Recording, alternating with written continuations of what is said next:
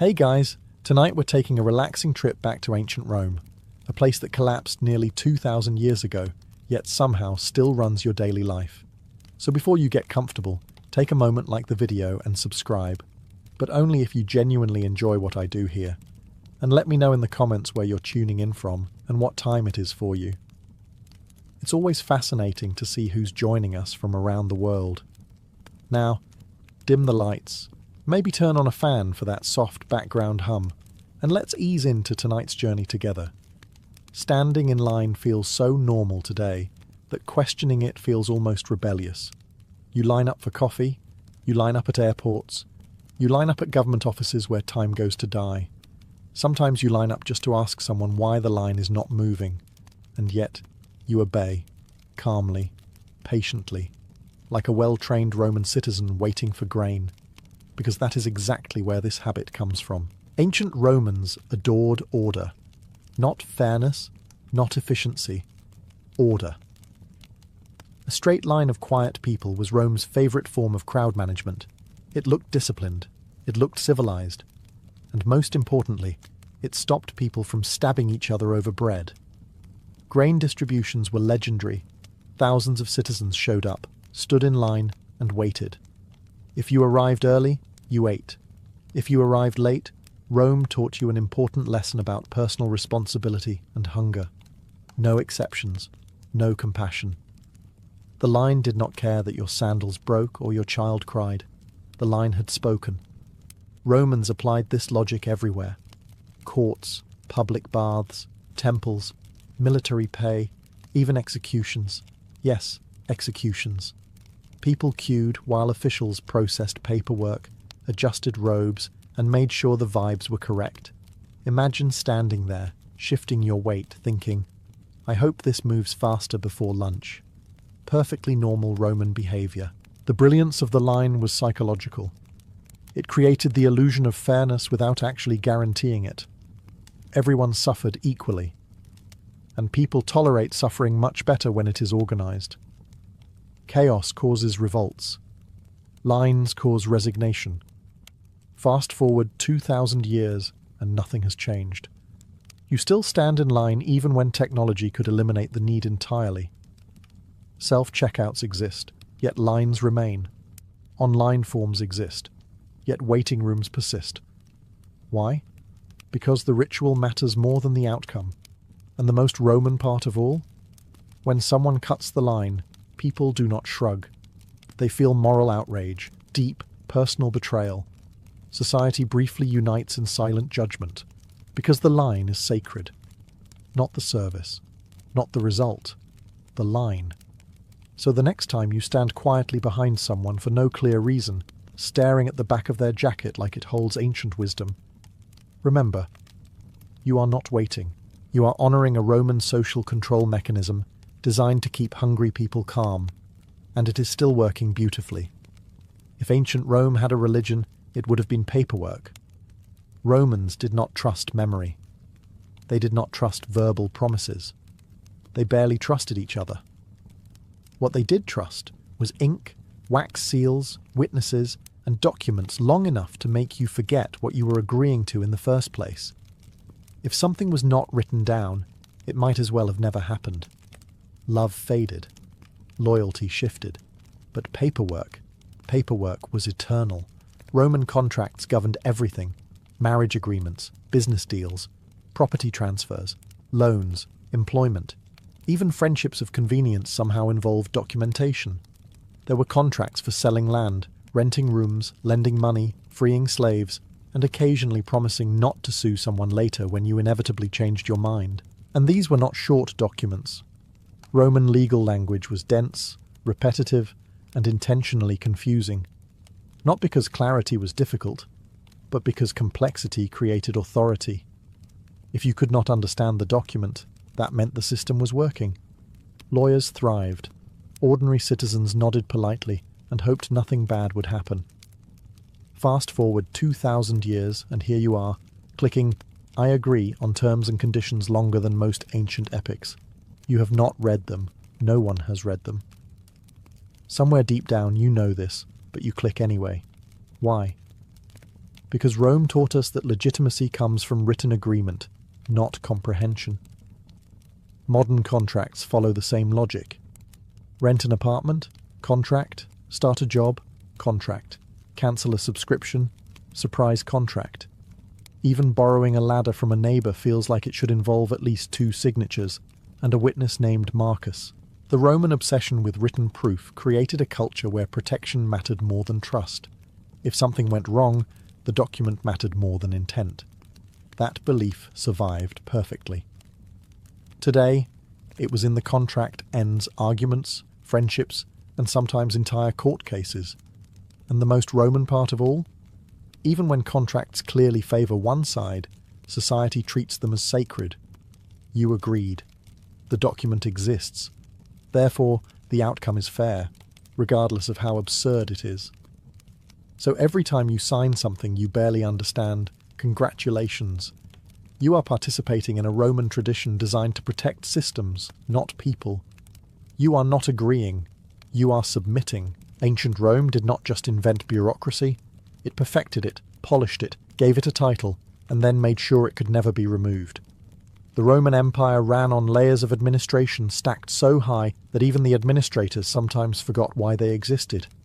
And if that sounds familiar, congratulations. The system worked. Rome loved offices. Offices to manage provinces. Offices to manage other offices. Offices whose sole purpose was to check whether another office had filled out the correct forms in triplicate. Efficiency was optional. Procedure was mandatory. If you wanted something done in Rome, you did not simply ask. You petitioned. Then you waited. Then someone reviewed your request. Then someone reviewed the review. Then someone decided the paperwork was missing a seal. Then you started again. Rome understood that power is not just about control, it is about delay.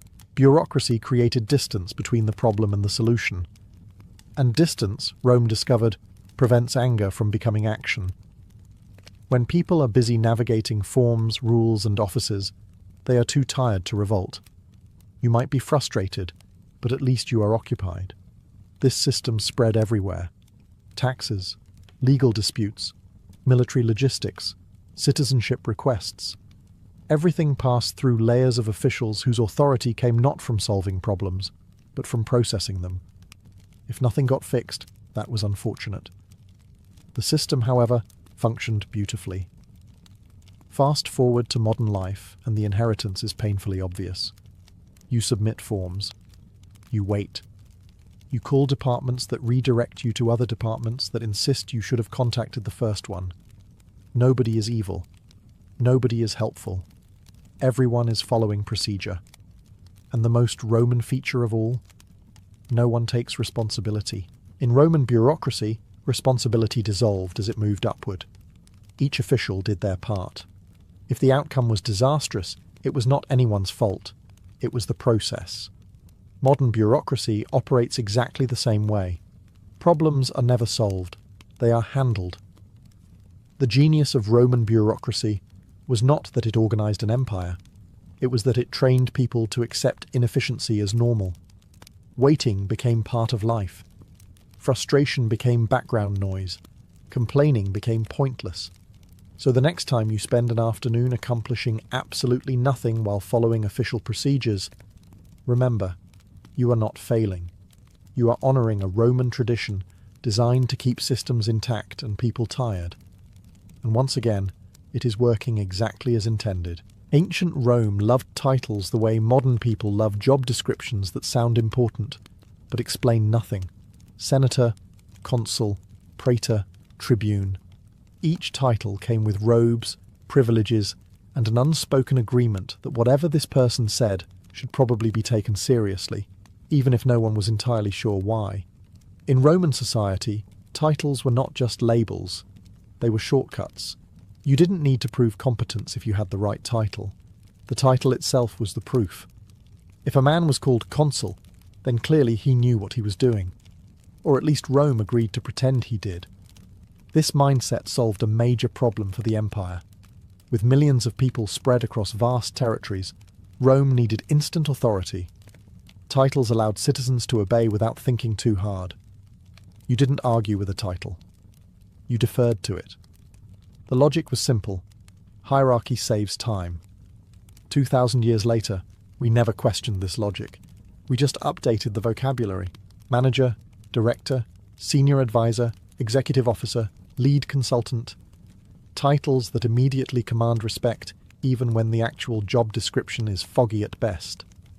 We nod in meetings, take notes, and assume competence, not because we've seen results, but because the title says we should. And the truly Roman part? Questioning titles is still considered rude. In Roman times, openly challenging someone of higher rank was seen as disruptive, disrespectful, and potentially career-ending. Today, questioning authority in professional settings is often labelled unprofessional, difficult, or not a team player. Same rule. New costumes. Titles also create a comforting illusion of order. If everyone has a place in the hierarchy, then the world feels stable, even if the people at the top are improvising wildly. Rome understood that people prefer predictable authority over uncertain freedom. Of course, this system had flaws.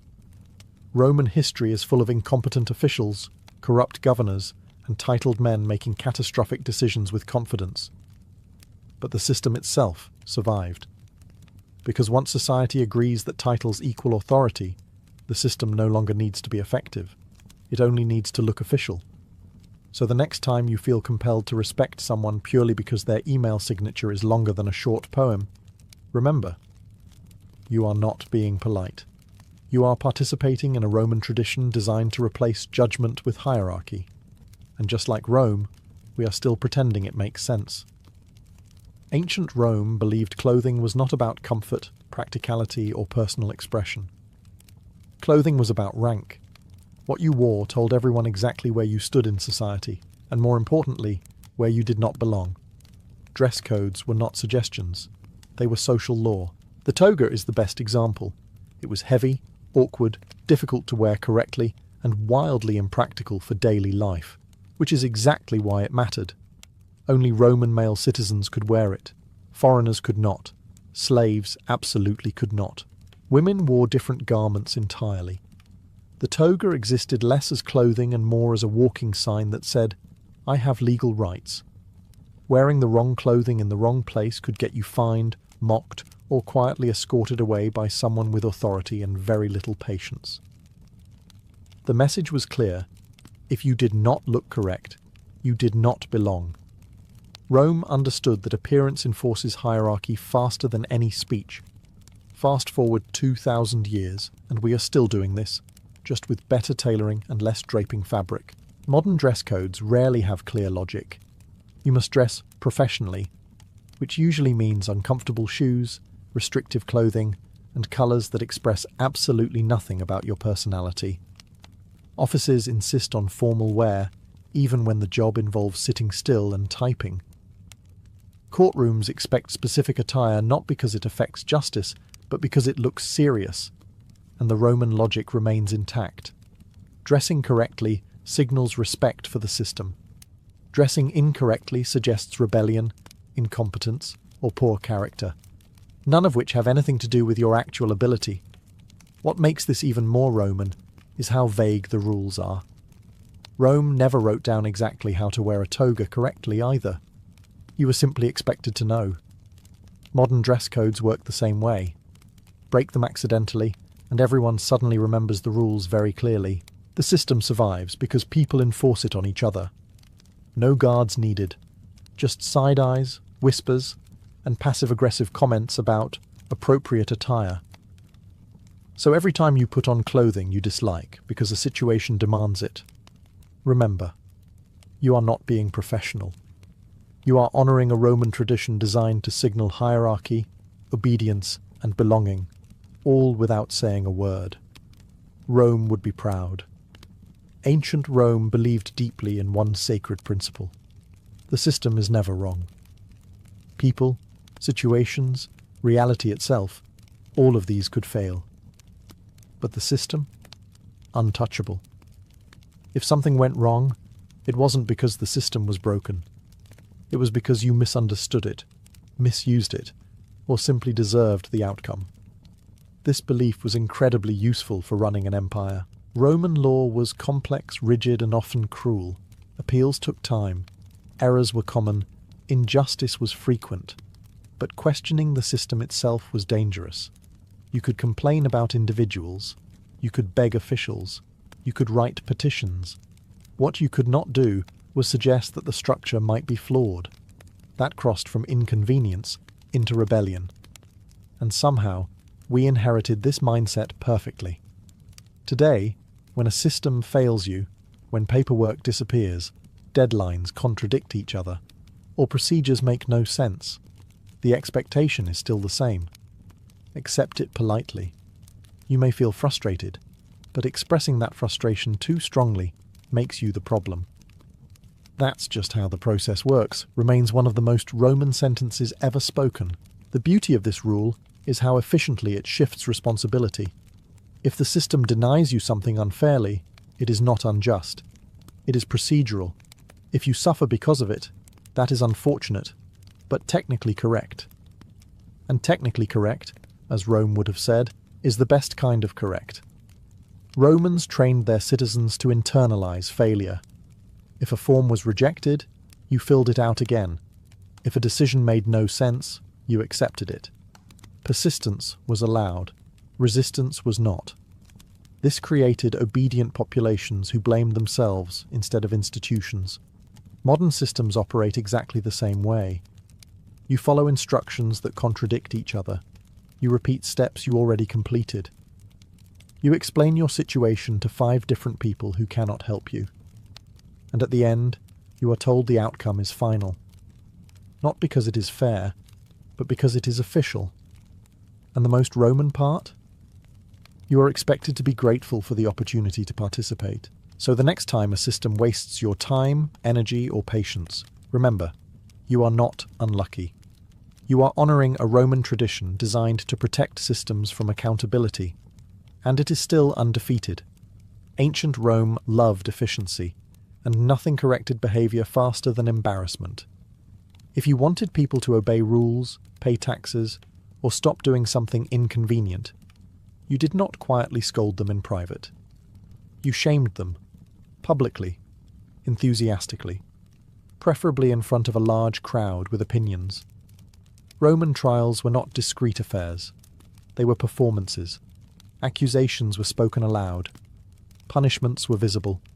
Mistakes were remembered. Shame was not a side effect of justice. It was the justice. The goal was never just to punish the individual. The goal was to make everyone watching think, I would very much like to avoid being that person.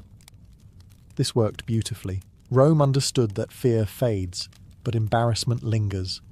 You can survive a fine. You can recover from punishment. But being publicly labelled incompetent, immoral, or untrustworthy, that sticks. That reshapes behaviour permanently. And somehow, we never stop doing this. Modern society claims to value privacy, empathy, and growth. But the instinct to shame remains intact. We still believe that exposing mistakes publicly will fix problems. Only now, instead of the forum, we have social media. Instead of stone steps, we have comment sections. Instead of magistrates, we have strangers with usernames and strong opinions. The structure is identical. Someone violates a norm. Their mistake is amplified. A crowd gathers. Judgment spreads faster than understanding. The lesson is delivered not through correction but humiliation. And once again, the goal is not education. It is deterrence. The most Roman part is how normalized this feels. When someone is publicly shamed today, many people justify it by saying, they deserve it. That sentence would have fit perfectly in a Roman courtroom. Context rarely matters. Proportionality rarely matters. What matters is that the spectacle reinforces the rules. Rome also understood something darker. Public shaming creates compliance without resistance. People internalize fear of embarrassment and self-police their behavior. No guards required, no laws enforced, just the quiet pressure of social observation. And yes, sometimes public accountability is necessary. But Rome did not care about nuance. Shame was applied broadly, generously, and often without mercy. The system did not aim to improve people, it aimed to control them. So when modern society rushes to publicly shame rather than privately resolve, remember, this is not progress. It is Rome, just with better lighting and worse comments. Ancient Rome had a very simple formula for determining who should be listened to, whoever had managed to stay alive the longest without being stabbed. Age in Roman society was not just a number, it was proof. Proof of experience, survival, and presumed wisdom, whether or not any actual wisdom was present. This belief shaped Roman politics, law, and daily life. The Senate itself was built on the idea that older men were inherently more capable of governing, not because they had better ideas, but because they had been around long enough to collect opinions, allies, grudges, and an impressive tolerance for boredom. Youth, meanwhile, was seen as reckless, emotional, and suspiciously energetic. Rome did not ask whether an elder was wise. It assumed wisdom as a side effect of aging, like wrinkles or joint pain. And we kept this rule almost perfectly intact. Modern society still equates age with authority. Seniority matters. Years served outweigh ideas offered. In many workplaces, the longest-standing employee automatically receives respect, even if their main contribution is reminding everyone how things were done back when this system made sense. Questioning older authority figures is still treated as disrespectful rather than analytical. Offering new ideas can be labelled naive. Suggesting change is often met with a Roman classic. That's not how we do things, which is a sentence that has survived longer than the empire itself. Rome loved tradition because tradition did not argue back. Older individuals became living symbols of stability, even when they actively resisted progress. This made systems predictable. Predictability, Rome believed, was safer than improvement. The irony is that Rome was also filled with young people doing the actual work. Soldiers, labourers, clerks, builders, messengers. The empire ran on youth, but listened to age. That imbalance caused stagnation more often than success, yet the rule survived. Today we repeat the same pattern. Younger generations adapt faster, innovate faster, and respond faster to change, but authority often remains locked behind age thresholds. Not because age guarantees wisdom, but because tradition says it should. And the most Roman part? When older systems fail, blame rarely flows upward. Instead, younger people are told they lack patience, discipline, or respect. So the next time someone dismisses an idea simply because it came from someone too young, remember, this rule has nothing to do with wisdom. It has everything to do with Rome deciding long ago that age feels safer than change. And once again, we never bothered to update the rule. Ancient Rome believed laws were sacred. Unfortunately, they also believed laws should be written in a way that made ordinary people feel slightly unwell when reading them. Roman legal language was dense, formal, repetitive, and intentionally intimidating. This was not an accident. Confusion was a feature, not a flaw. Roman laws were written by elites, for elites, and interpreted by professionals who had spent years learning how to untangle sentences that refused to end. If you understood the law, congratulations, you were powerful. If you did not, congratulations, you were normal. The average Roman citizen did not read legal texts. They listened to them being read aloud, nodded politely, and hoped the outcome would not be terrible. The complexity created dependence. If the law was hard to understand, you needed experts. If you needed experts, the system stayed firmly in control. And once again, we preserved this tradition with remarkable dedication. Modern legal language still sounds like it was written by someone actively trying to avoid clarity. Sentences stretch across entire paragraphs. Simple ideas are buried under layers of formal phrasing. Words that no one uses in daily life suddenly appear and demand respect. Ask yourself honestly, have you ever read a legal document and felt calm afterward? Or did you finish it with a vague sense of dread and the suspicion that you accidentally agreed to something irreversible? This is Roman law doing exactly what it was designed to do. Legal complexity creates authority. If a document feels serious enough, people assume it must be correct. Questioning it feels risky. Arguing against it feels irresponsible. Rome understood that clarity invites debate, but confusion encourages compliance. The most Roman part is how society defends this system. When someone says they do not understand a legal document, the response is rarely sympathy. It is usually, "You should have read it more carefully," as if the problem is literacy, not design. Even lawyers acknowledge this quietly. Legal language protects institutions first, individuals second. That principle has not changed in 2,000 years. So when you struggle through a document that seems deliberately hostile to comprehension, remember, you are not stupid. You are experiencing a Roman tradition meant to remind you that power speaks in a language you are not expected to question. And somehow, we still call this progress. Ancient Rome loved big buildings, not because they were always necessary, not because they were efficient, but because they were impressive, overwhelming, and slightly unsettling. Rome understood something fundamental about power. If a building makes you feel small, the institution inside it feels important. Courthouses, basilicas, temples, forums. They were massive on purpose. High ceilings, endless columns, stone everywhere. You were supposed to walk in, look around, and immediately think, "I should behave myself here." Architecture was not decoration. It was psychology. If you entered a Roman government building, the space reminded you who was in charge before anyone said a word. The size alone communicated authority. You did not argue loudly in these places. You did not feel confident. You waited quietly and hoped your business concluded quickly. And once again, we copied this rule almost perfectly. Modern government buildings still favour scale over comfort.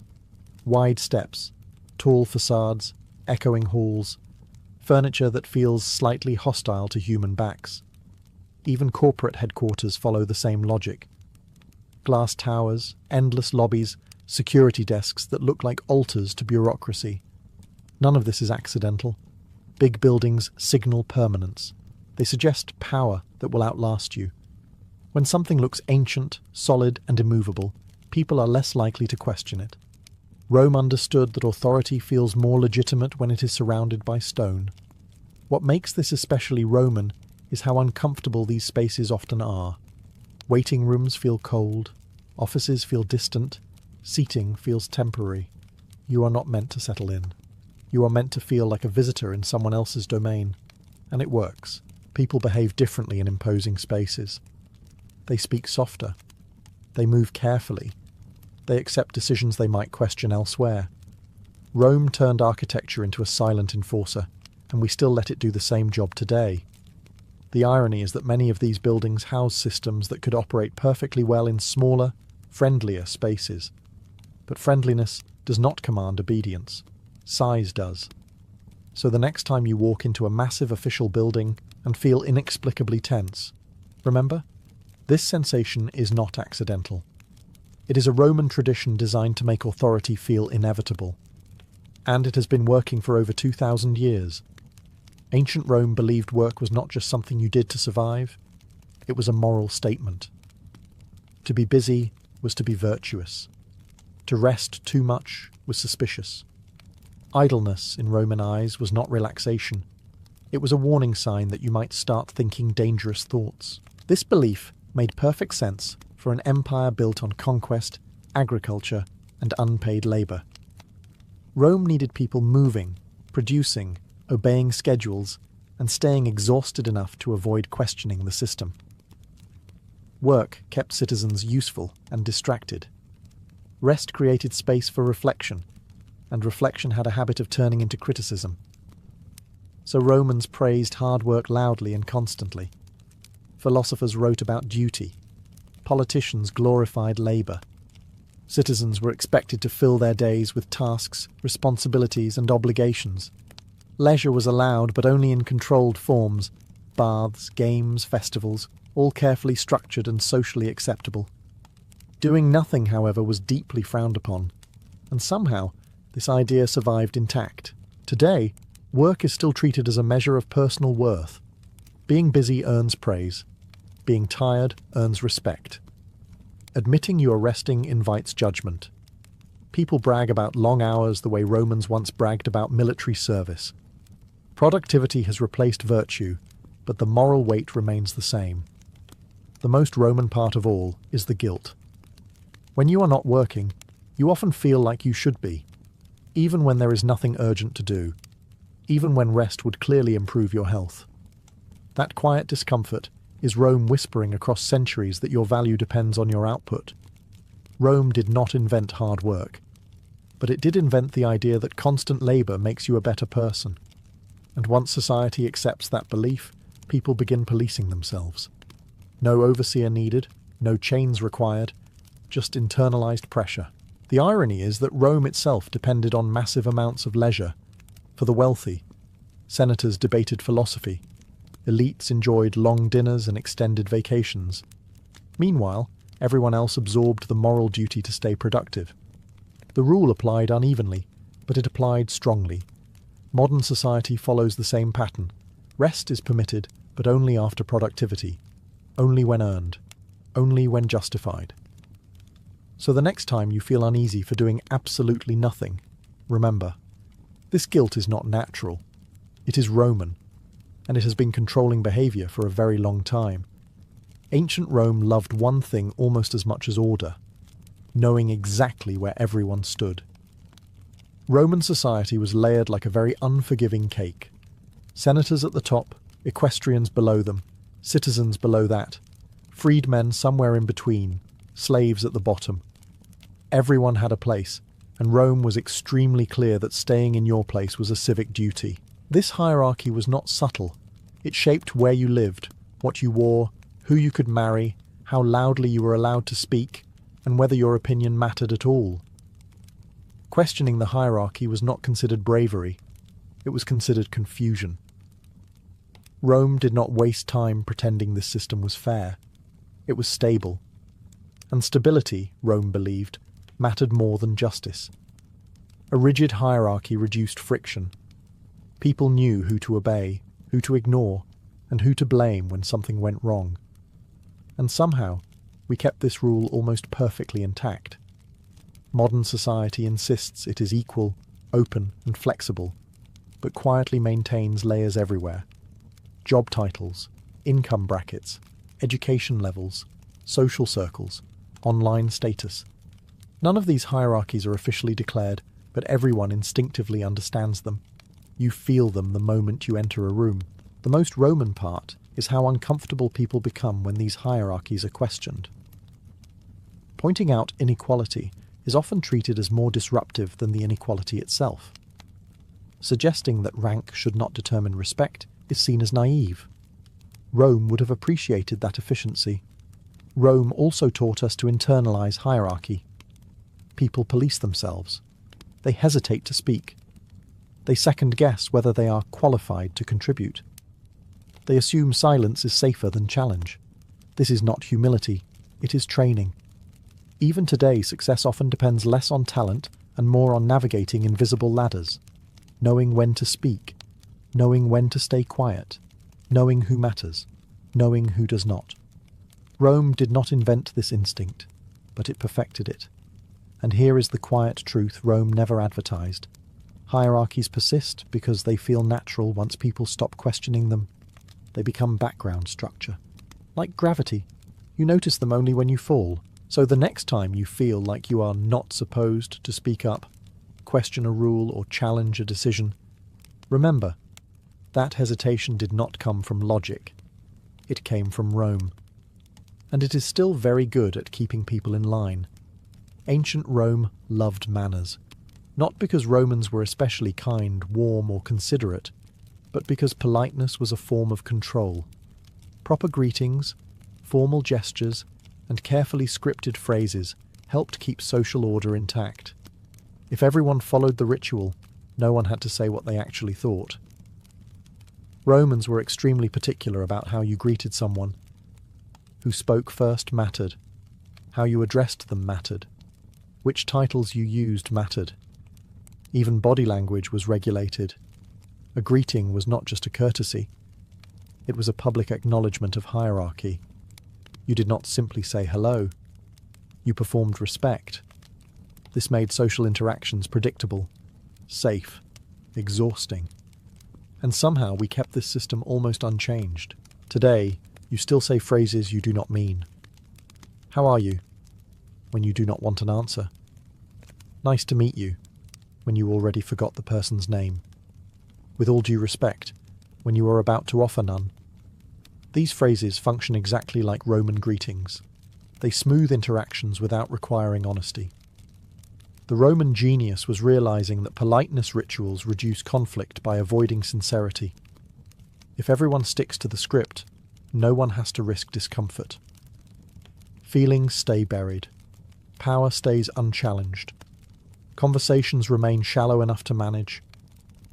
What makes this especially Roman is how uncomfortable people become when the ritual is broken. Answer, "How are you?" honestly, and the room freezes. Skip a greeting and suddenly you are rude. Speak too directly, and you are labelled difficult. The system punishes authenticity not because it is wrong, but because it disrupts the performance. Rome trained people to value appearance over intention. Respect was shown through form, not action. Saying the right words mattered more than doing the right thing. This belief carried forward beautifully into modern professional culture, where tone often matters more than truth. And of course, politeness rituals reinforce hierarchy. You speak differently to superiors than to equals. You soften language upward and sharpen it downward. Rome would have applauded the efficiency. So the next time you find yourself smiling, nodding and exchanging pleasant phrases while thinking something entirely different, remember, this is not social grace. It is a Roman communication system designed to keep interactions controlled, emotions muted, and power comfortably unexamined. And you perform it every day without realizing it. Ancient Rome believed authority was not something you merely had, it was something you performed. Power needed a costume, a posture, and a facial expression that suggested absolutely no jokes would be tolerated. If authority looked relaxed, Rome assumed it would be challenged. So authority was trained to look severe, distant, and permanently disappointed. Roman officials wore specific garments, sat in elevated chairs, and spoke in rigid formal language. Smiling too much was suspicious. Laughing at the wrong moment was dangerous. The message was clear. If you appear approachable, people might forget to fear you. And fear, Rome believed, was far more reliable than affection. This rule survived beautifully. Today, authority still wears seriousness like armor. Judges, executives, officials, and leaders are expected to look composed, controlled, and emotionally restrained. Too much warmth reads as weakness. Too much humor reads as incompetence. A serious face suggests competence even when none is present. The most Roman part of this tradition is how quickly people lose trust in leaders who appear human. Show uncertainty, and confidence drops. Show emotion, and respect fades. Smile too often, and suddenly you are not professional. Rome trained society to associate gravity with credibility, and we never unlearned it. Even language reflects this. Official speech is stiff, formal, and heavy with unnecessary complexity. Simple explanations sound unofficial. Casual language sounds risky. Rome understood that complexity creates distance, and distance creates authority. Architecture reinforces this rule as well. Authority figures are elevated, physically separated, or placed behind desks, podiums, and barriers. These are not practical choices. They are psychological ones. Rome taught us that power must feel inaccessible to remain powerful. And perhaps the strangest part is how willingly people accept this performance. We feel comforted when authority looks stern. We assume seriousness equals competence. When leaders joke, relax, or admit uncertainty, discomfort spreads through the room. Rome did not want leaders to be relatable. It wanted them to be unquestionable. So the next time you feel uneasy around someone simply because they look official, speak formally, or never smile, remember, this reaction is not instinct. It is Roman conditioning. Authority is not required to be kind, effective, or wise, only serious. And that illusion is still doing most of the work. This is ancient Rome's greatest achievement. Not aqueducts, not roads, not concrete. This. The rule that survives everything. We do it this way because it has always been done this way. Rome ran on tradition. When asked why a rule existed, the answer was rarely logical. It was historical. Because our ancestors did it. Because it worked before. Because changing it would feel uncomfortable. Tradition was treated like evidence. Age became proof. And that mindset outlived the empire. Today, countless rules govern your life without justification. Procedures no one remembers the origin of. Customs that survive audits, reforms, and common sense. Meetings that exist because meetings once existed. Forms that ask for information already provided elsewhere. Rules defended not with reason, but with the phrase, "That's just the way it works," which is Roman shorthand for, "Do not ask questions." Rome understood something deeply unsettling. If a rule lasts long enough, people stop questioning it. They stop asking who benefits. They stop imagining alternatives. Tradition becomes invisible, and invisible rules are the strongest kind. This is why systems often feel ancient, even when they are modern. You can remove emperors, senators, togas, and Latin, but if you keep the mindset, the structure remains.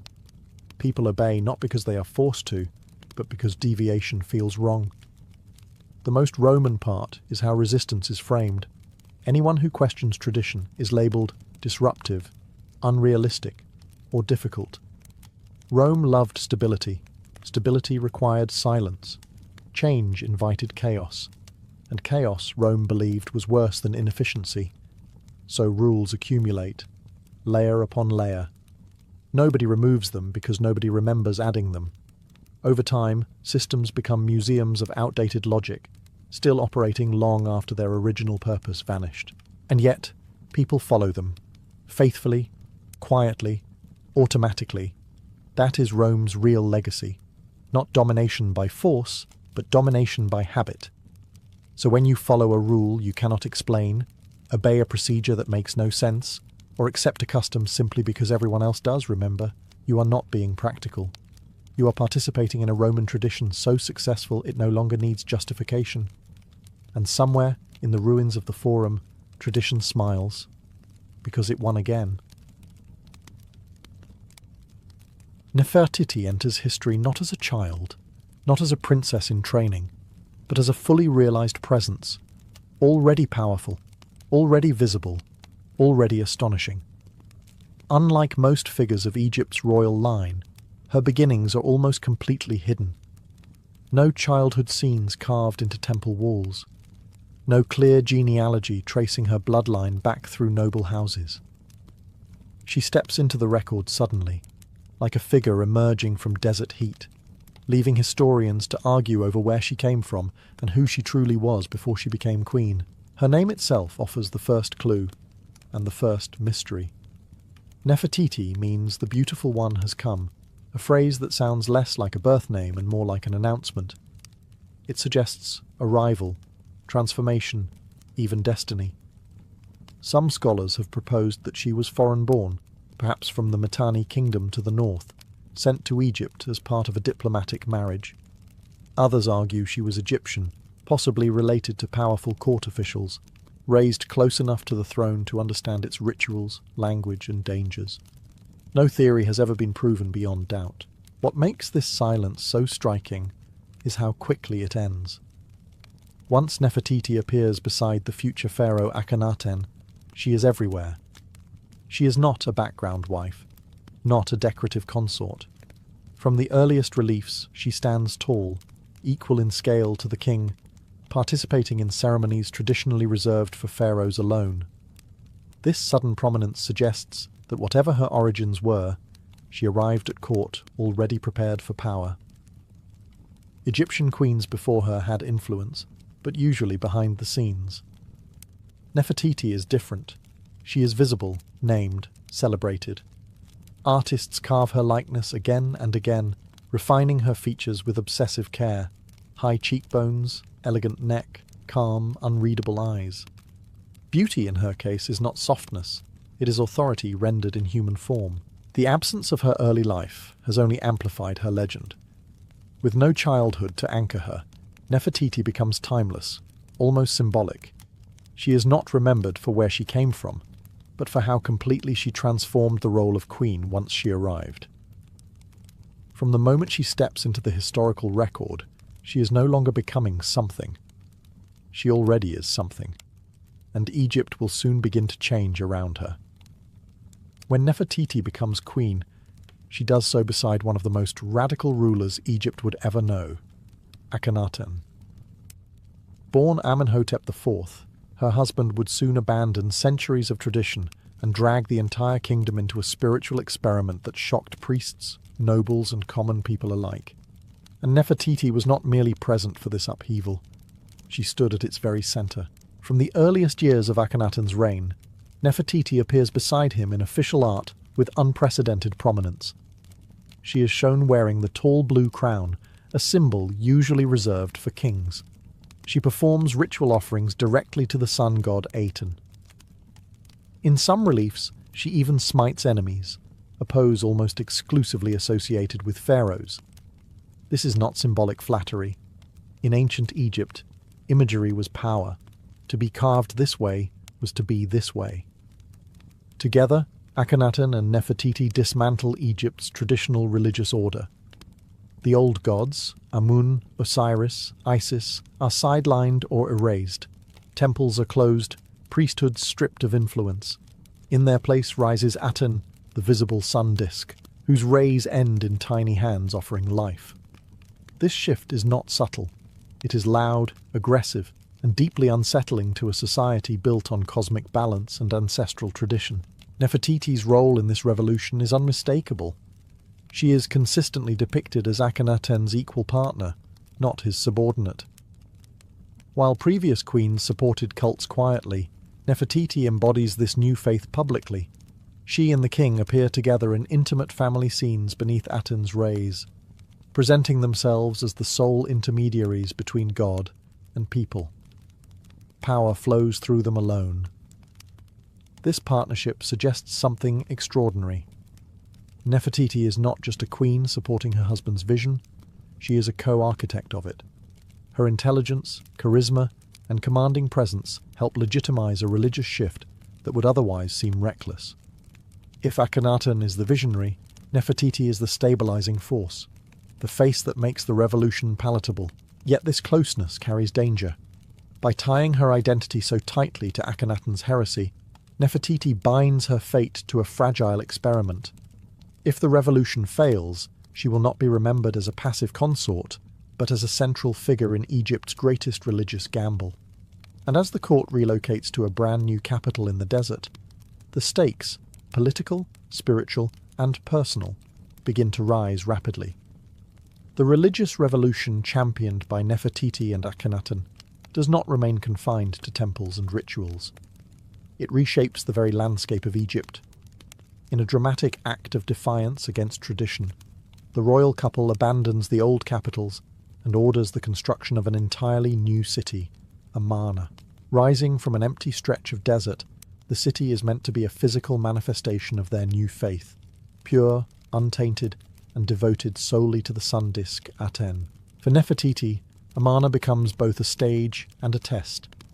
Here, freed from the weight of ancient priesthoods and entrenched elites, she appears more powerful than ever. Reliefs from the city show her in intimate domestic scenes, riding chariots, kissing her daughters, and worshipping beneath the open sky. The art style itself changes. Figures are elongated, expressive, almost fragile. Royal life is no longer distant and eternal. It is personal, human, and exposed to light. Nefertiti thrives in this environment. She is not hidden behind palace walls. She is visible in public ceremonies, wearing elaborate crowns and robes, her presence radiating authority.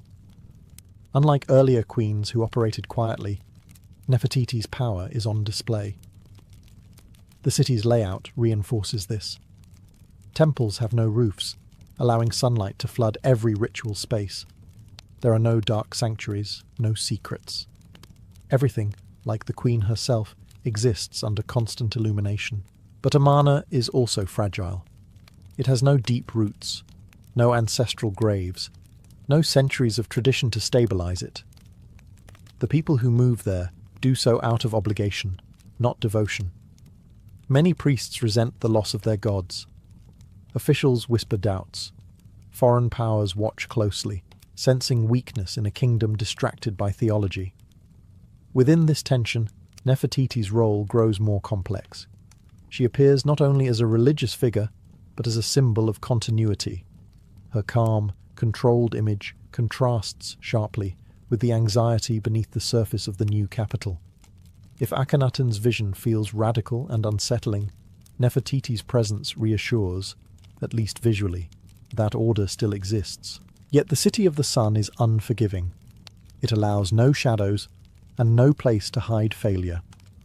As the years pass, cracks begin to show: diplomatic neglect, unrest at home, and an increasingly isolated royal family.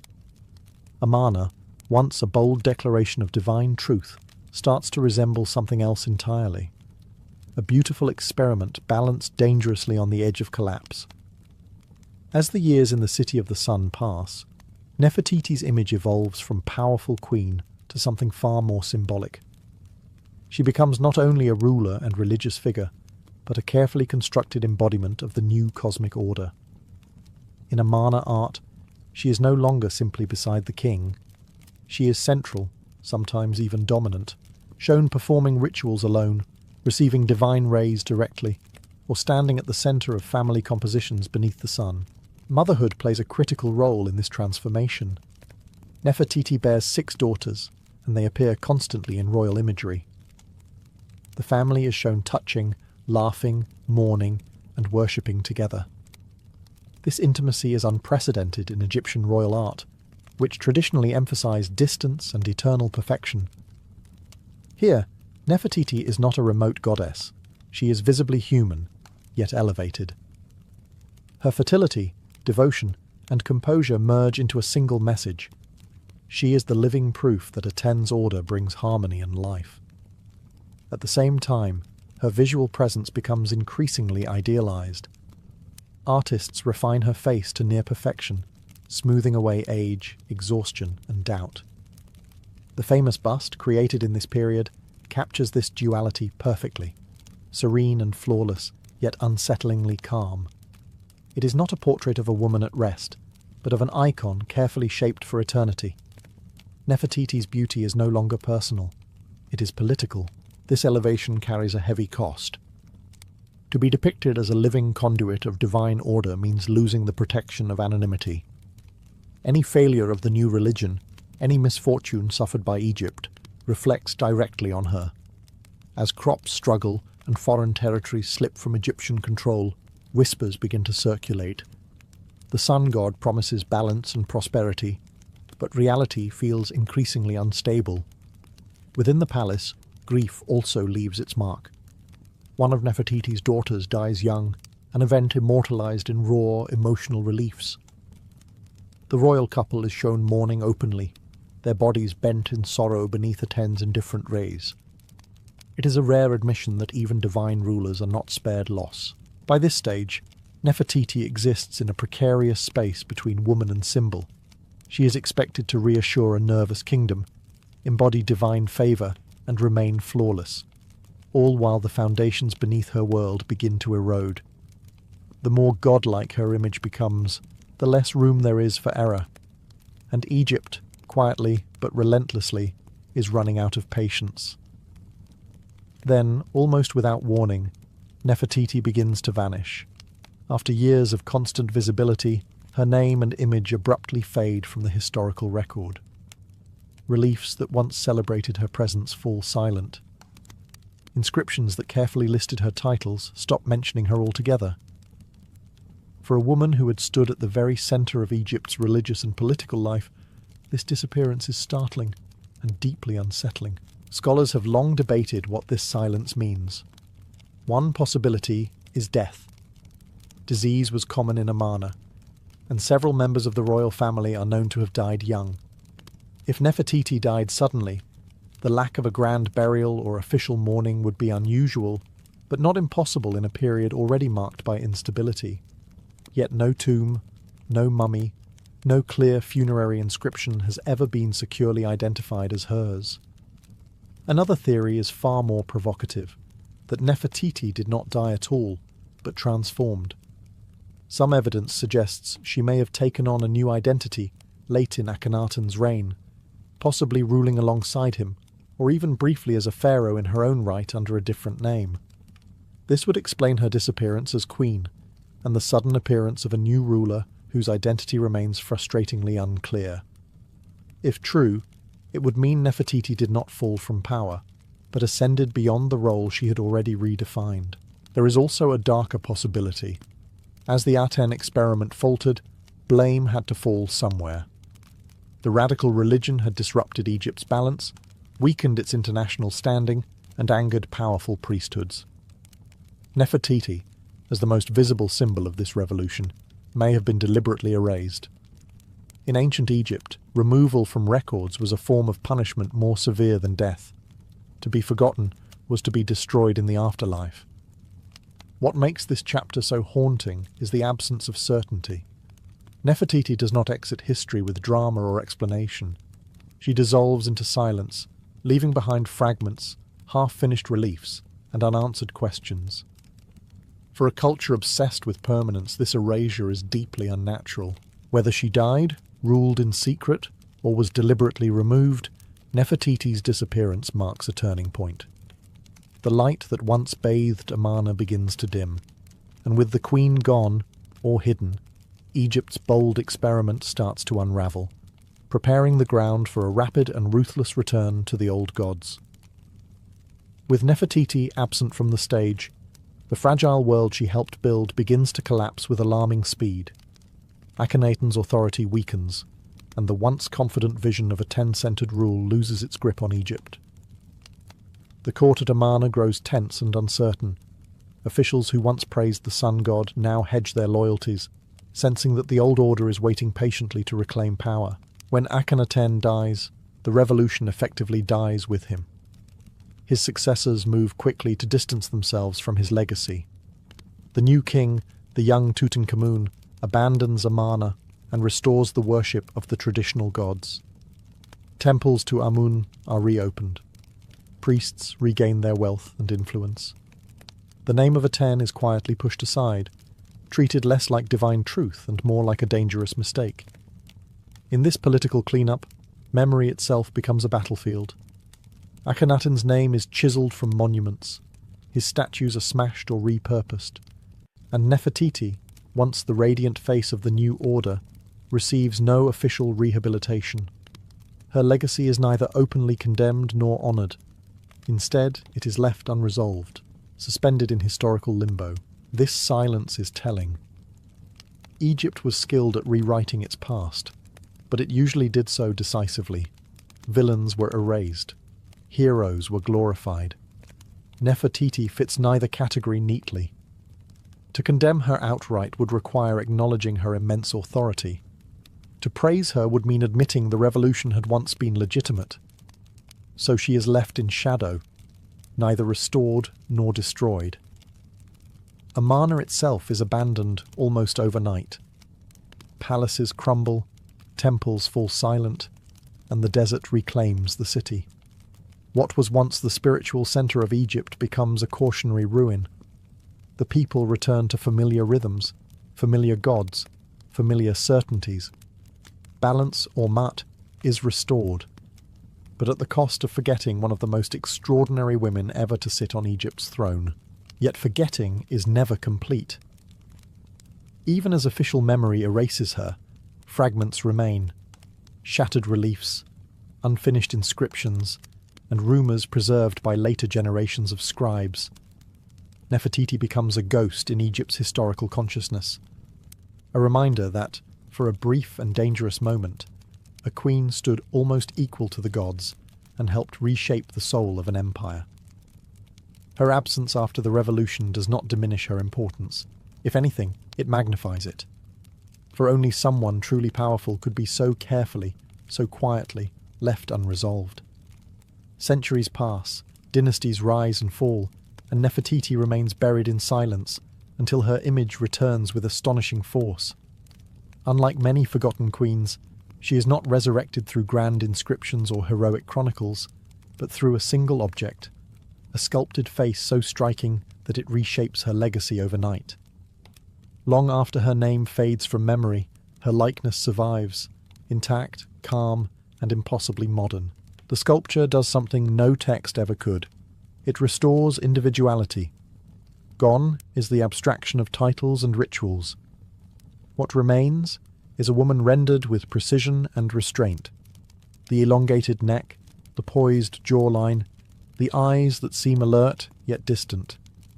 This is not the exaggerated symbolism of royal propaganda. It feels intimate, almost personal, as if the artist captured a moment when the queen allowed her public mask to settle naturally into place. What makes this survival so remarkable is contrast. The regime she helped build was deliberately dismantled. Its monuments were smashed, its theology condemned, its leaders erased. Yet this face escapes destruction.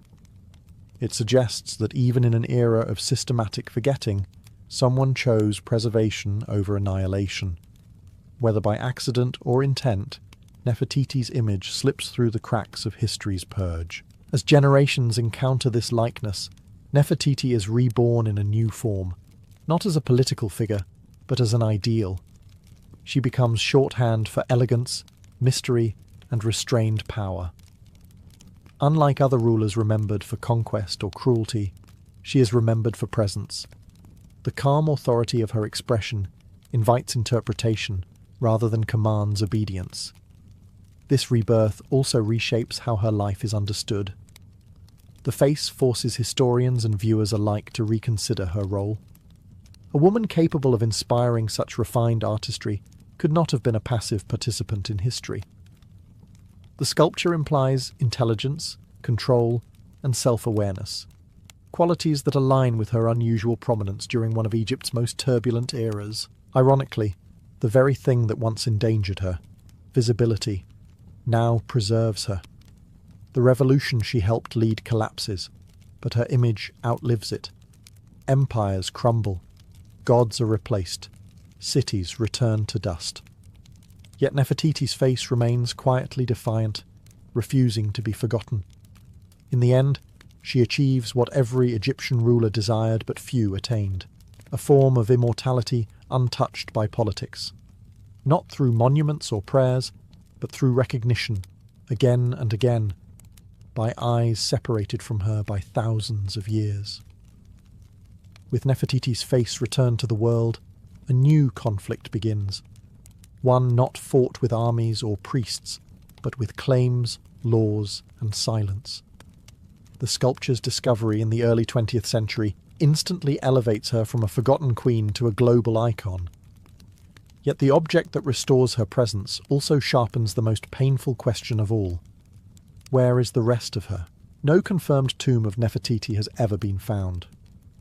Unlike other queens, she has no secure burial site, no identified mummy, no funerary texts guiding her soul through the afterlife. For ancient Egyptians, this absence is catastrophic. To be buried properly was not symbolic, it was essential. Without a body, the afterlife was uncertain. Without a tomb, remembrance was fragile. Nefertiti's physical disappearance is not just a historical mystery, it is a spiritual rupture. As Egypt enters the modern era, her image becomes a contested artifact. She is admired, reproduced, commercialized, and argued over. Egypt views her as a stolen daughter, removed during a period of unequal power and foreign control. Museums frame her as a masterpiece of human art, detached from the politics of how she left her homeland. Between these positions lies a deep ethical tension. Can an icon belong to the world if it was taken from its history? This dispute mirrors Nefertiti's own life. She existed at the center of power, yet ultimately lost control over how her legacy was handled. Just as her name was erased by later rulers, Her body seems to have been hidden, moved, or deliberately obscured. Some theories suggest she was buried in secrecy to protect her remains during the religious backlash. Others propose her tomb was repurposed or destroyed. None can be proven. What remains undeniable is imbalance. We have her face, but not her story's ending. We have her image, but not her voice. Modern admiration cannot fill the void left by her missing burial, just as artistic beauty cannot replace historical justice. Nefertiti becomes a symbol of absence itself, a woman known everywhere, yet physically nowhere. Her unfinished story continues to provoke discomfort, because it reminds us that history is often shaped not by what survives, but by what is missing, and by who gets to decide what is kept, displayed, or returned. In this way, Nefertiti's mystery never truly ends. It simply changes hands, passing from ancient priests to modern curators, from royal erasure to global debate, still unresolved, still unsettled. Nefertiti's life closes not with certainty, but with resonance. Unlike rulers whose deaths define their legacy, she remains suspended between presence and absence, power and erasure. This unresolved ending is precisely what grants her endurance. History often remembers conclusions more clearly than beginnings, but in Nefertiti's case, it is the missing final chapter that keeps her alive. She lived at a rare crossroads of beauty, authority, and ideology. As queen, she reshaped the visual language of power. As a public figure, she stood nearly equal to a pharaoh during one of Egypt's most dangerous experiments. As a symbol, she outlived the gods she served and the system she helped build. Even when her name vanished from inscriptions, her impact lingered in the ruins of Amarna, and in the memory of a revolution Egypt tried desperately to forget. What makes Nefertiti extraordinary is not simply that she was influential, but that she was never safely categorized. She was not reduced to wife, mother, saint, or villain. She occupied all these roles at once, and then slipped beyond them. Later rulers could erase her name, but they could not replace the void she left behind. Her silence becomes its own form of power. In modern times, she exists in fragments, a face without a body, a reign without an ending, a queen without a tomb. Each fragment invites projection. To some, she is a feminist icon ahead of her time. To others, a political partner in religious extremism. To many, she is simply mystery made visible. None of these interpretations fully contain her, and that is her final triumph. Ancient Egyptians believed true immortality came through remembrance. Names spoken aloud, images preserved, stories repeated. By that measure, Nefertiti has succeeded beyond any ruler of her age. She is remembered not because history resolved her story, but because it failed to. Her legacy is not a monument or a dynasty. It is a question that refuses to fade. What happened to her? Why was she erased? How much power did she truly hold? Each generation asks again, and in doing so keeps her alive. Nefertiti does not belong solely to the past. She exists in the tension between what we know and what we will never know. And as long as that tension endures, so will she, beautiful, unfinished, and eternally present. Long before the wheel transformed the world, movement itself was one of humanity's greatest obstacles. Early societies lived within the limits of their own strength. If something was too heavy to carry, it was dragged. If it was too far away, it was left behind. Every journey across land demanded time, labour, and cooperation, and even then, distance imposed harsh boundaries on what people could achieve. Heavy materials, stone blocks, timber, grain stores, were constant problems. To move them, people relied on sledges pulled across dirt, sand, or mud, sometimes lubricated with water or animal fat to reduce friction. Others used round logs as rollers, placing them beneath loads and shifting them forward one by one. These methods worked, but slowly, and only over short distances. Progress was possible, but painfully inefficient. Because of this, geography dictated destiny. Settlements clustered tightly around rivers, coastlines, and fertile plains. Waterways became the primary arteries of trade because floating cargo was far easier than hauling it across land. Boats carried what carts could not yet move. Entire economic systems grew around rivers, while inland travel remained limited and exhausting. This pre-wheel world shaped how civilizations developed. Cities stayed compact.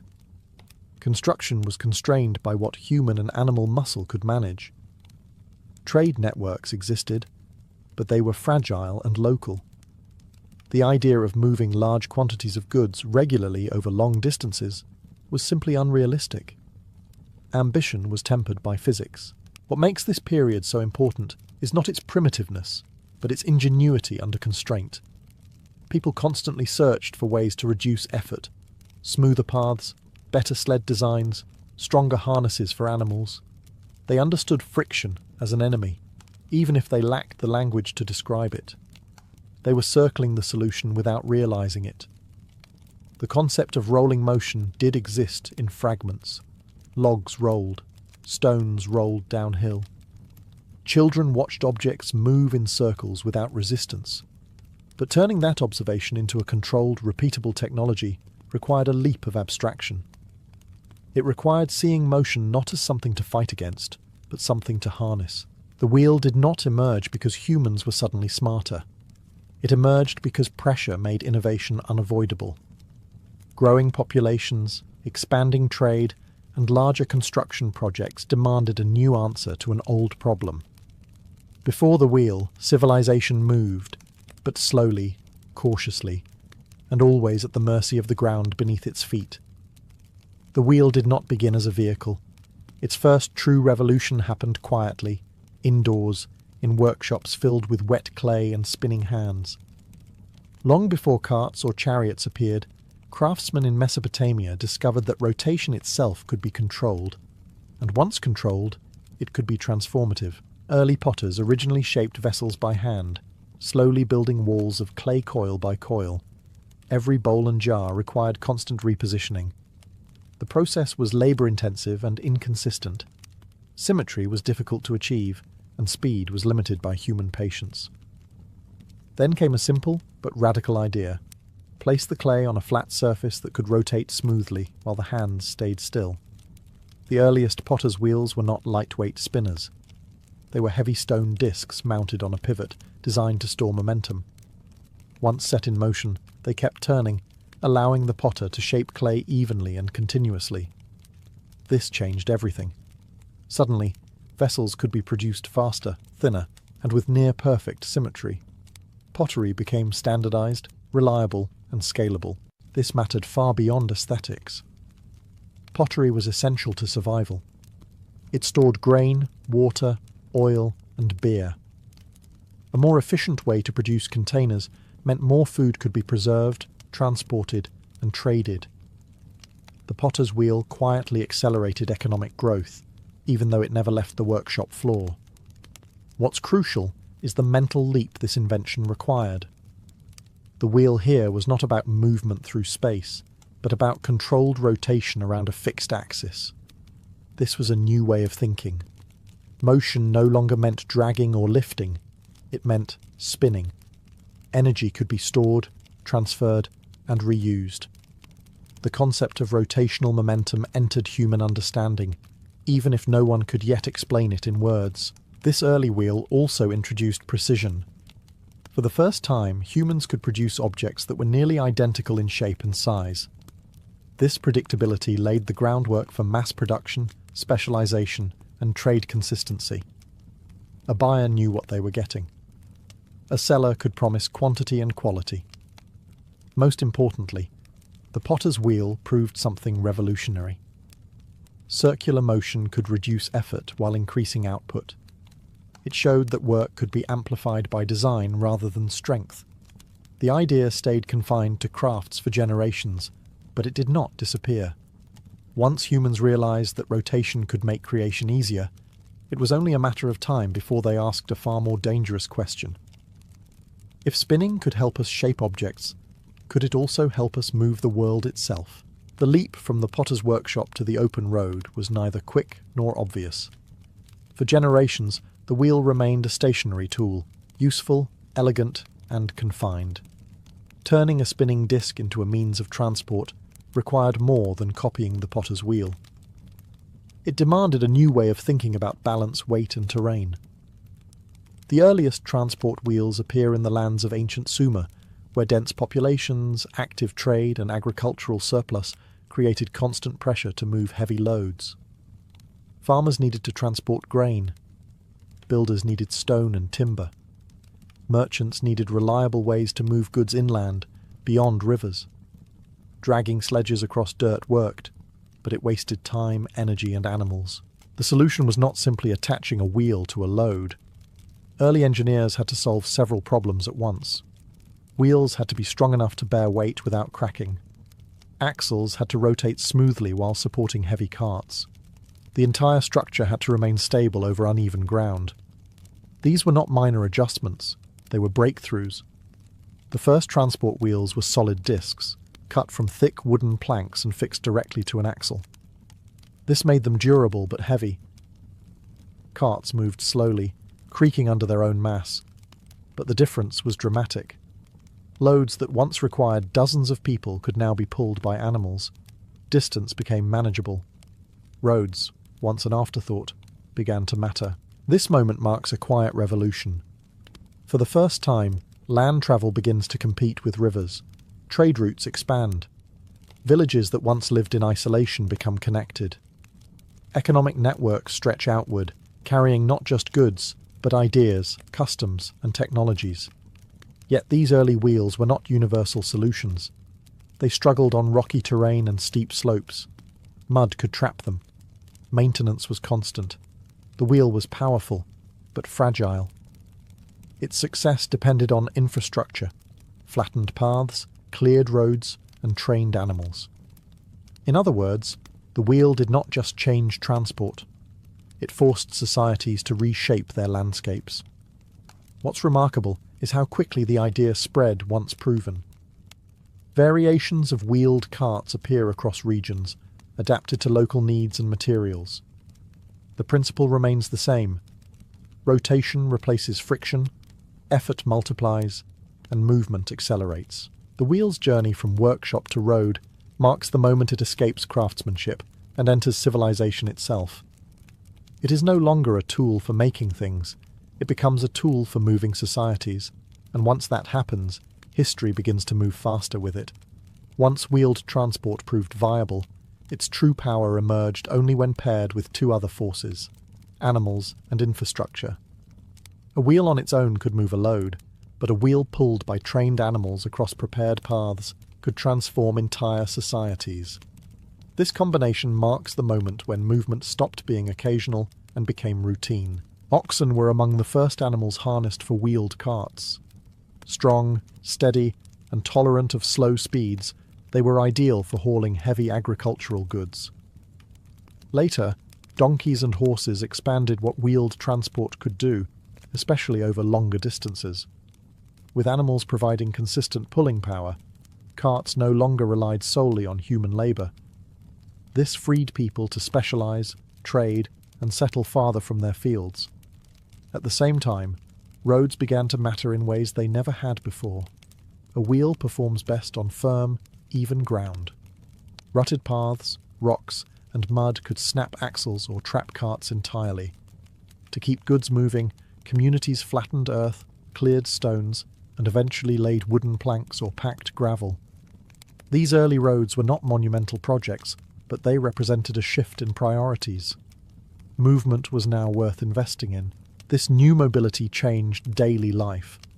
Farmers could bring surplus crops to distant markets. Craftsmen could sell their goods beyond their immediate village. Marriages, alliances, and cultural exchange expanded as travel became less punishing. Distance shrank, not physically, but practically. The wheel also reshaped time. Journeys that once took days of exhausting effort could now be completed more predictably. Schedules emerged. Trade became seasonal, then regular. Reliability replaced improvisation. For the first time, Societies could plan around movement instead of merely enduring it. Yet this acceleration came with consequences. Roads concentrated traffic, making certain settlements wealthy while bypassing others. Control of routes became power.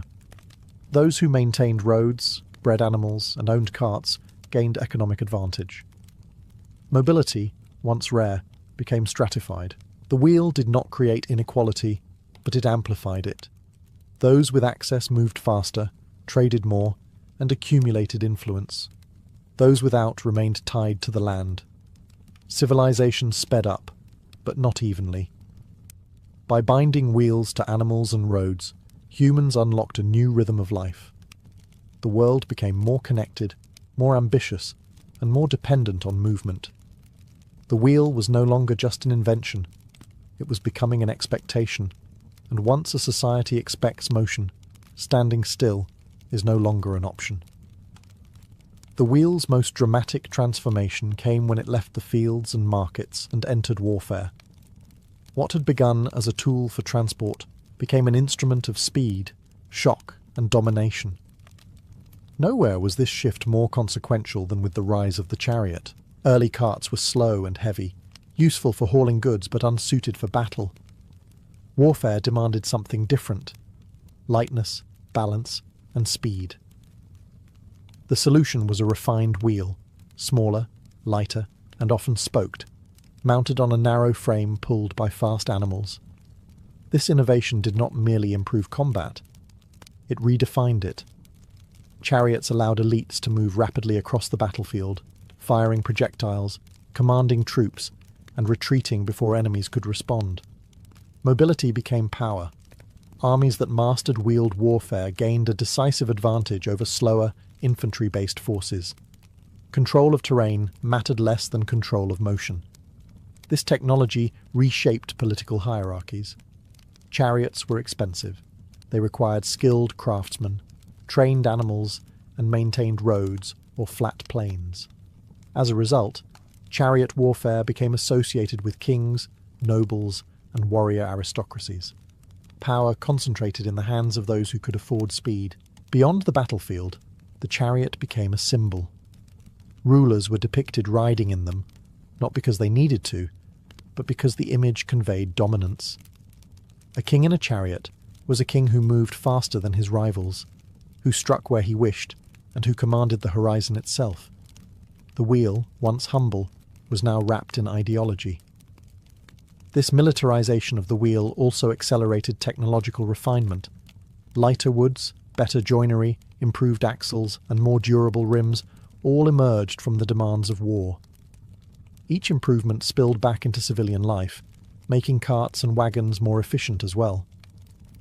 Conflict, as so often in history, drove innovation, but the chariot had limits. It depended on flat land, trained animals, and constant upkeep. In rough terrain or dense forests, its advantage vanished. Over time, new forms of warfare and transport would replace it. Yet for centuries, the chariot represented the peak of wheeled technology, a perfect fusion of speed, engineering, and authority. Through war, the wheel gained something it had never possessed before: fear.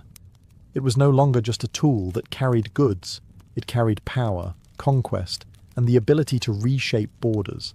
And once an invention becomes tied to domination, it is no longer optional. It becomes essential to survival. As wheeled technology matured, it became inseparable from empire. What once connected villages now bound vast territories together. Roads, carts, wagons, and supply trains allowed states to project power far beyond their original borders. An empire without wheels could conquer, but it could not hold. In the Mediterranean world, the Romans understood this better than anyone. Their roads were not simply paths, they were engineered systems designed for durability, drainage, and speed. Stone surfaces reduced friction and wear, allowing wheeled vehicles to move reliably in all seasons.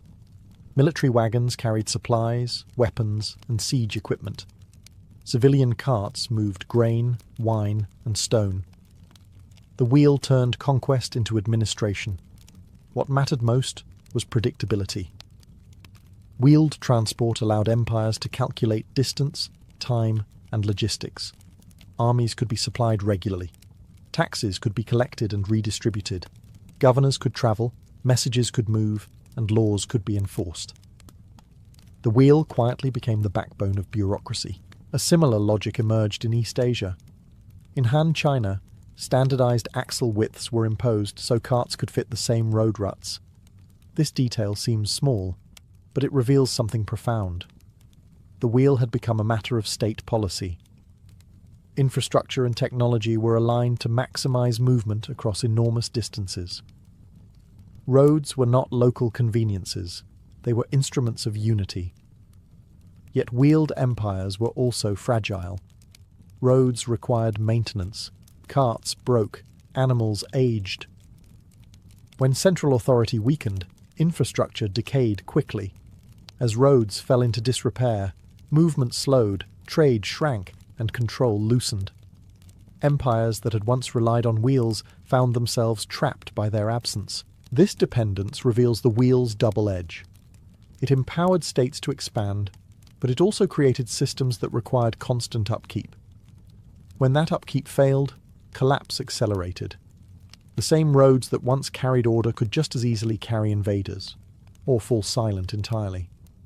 By this stage, the wheel was no longer an innovation. It was invisible. People did not marvel at it.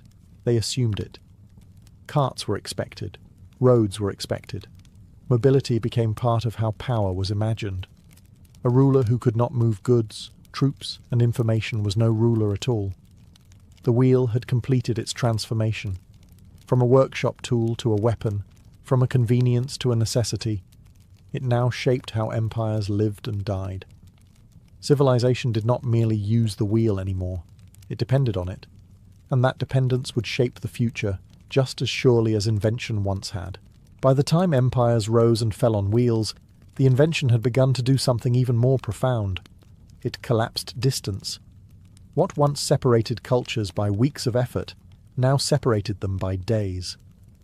The wheel did not just move goods, it moved ideas, beliefs, technologies, and people, quietly weaving the world together. Overland trade routes expanded dramatically as wheeled transport became reliable.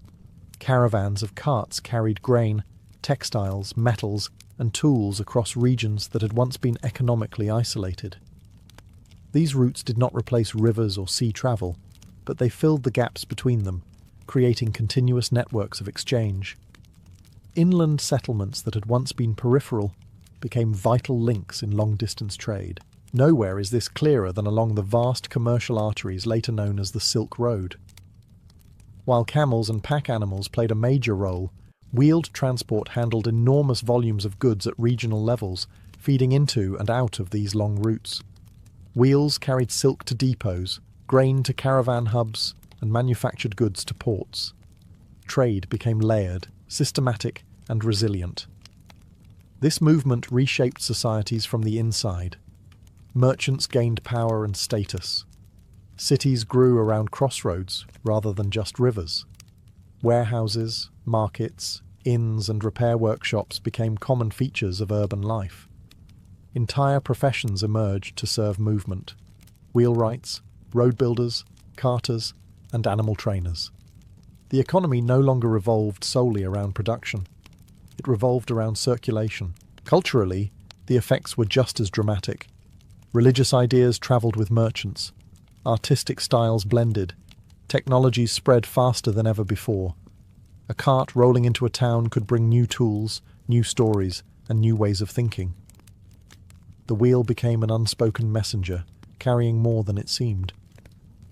Yet this shrinking world also brought tension. Faster movement meant faster competition. Local crafts faced pressure from distant producers. Diseases travelled more easily. Conflict spread along the same routes as trade. Connection brought opportunity, but also vulnerability. By enabling regular, predictable overland travel, the wheel permanently altered how humans understood space. Distance was no longer a fixed barrier, it was a problem to be solved.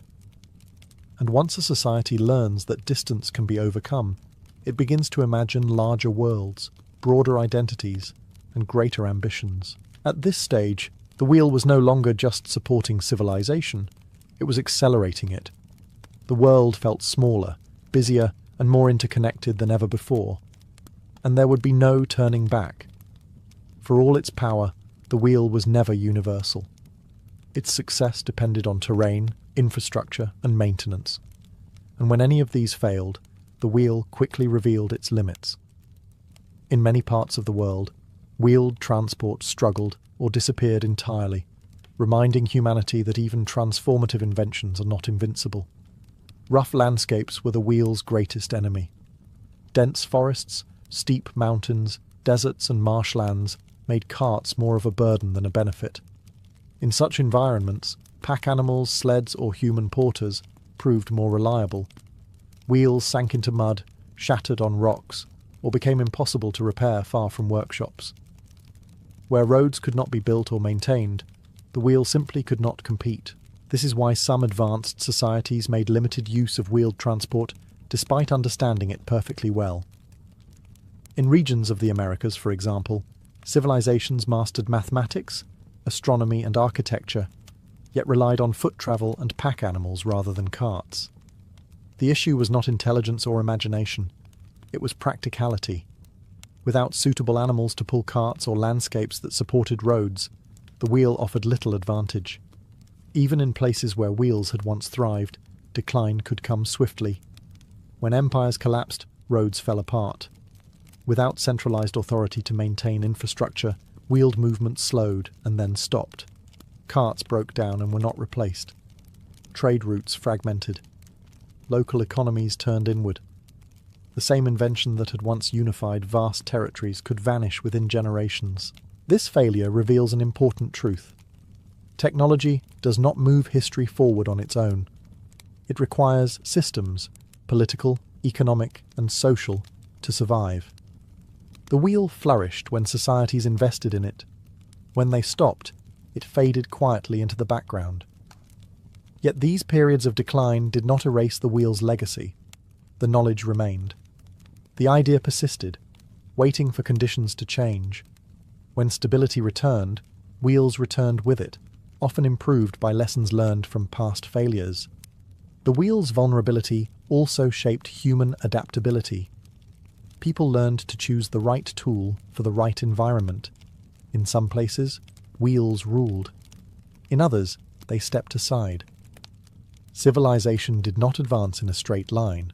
It adapted, retreated, and re-emerged. By confronting the limits of the wheel, humanity gained something just as valuable as speed: understanding.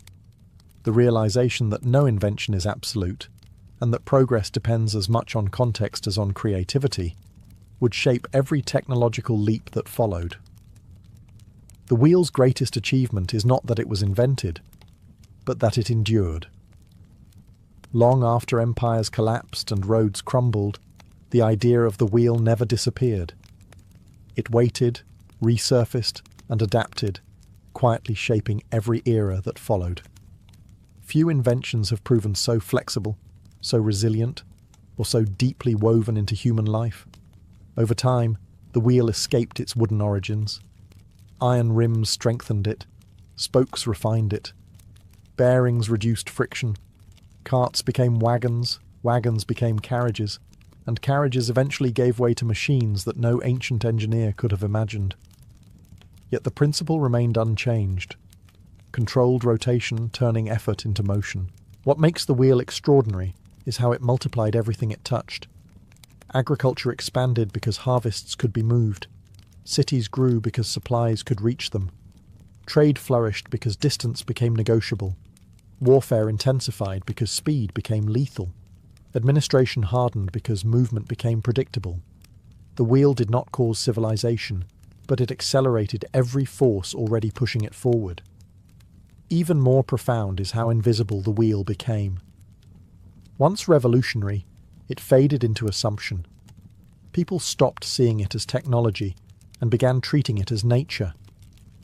This invisibility is the mark of true transformation.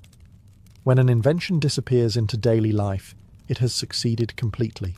The modern world still rests on the wheel's logic. Factories spin, turbines turn, gears mesh. data itself moves through systems designed around rotational principles. Even in digital space, the language of cycles, loops, and revolutions persists. The wheel taught humanity how to think in motion. And yet, the wheel also carries a warning. It reminds us that progress is not inevitable.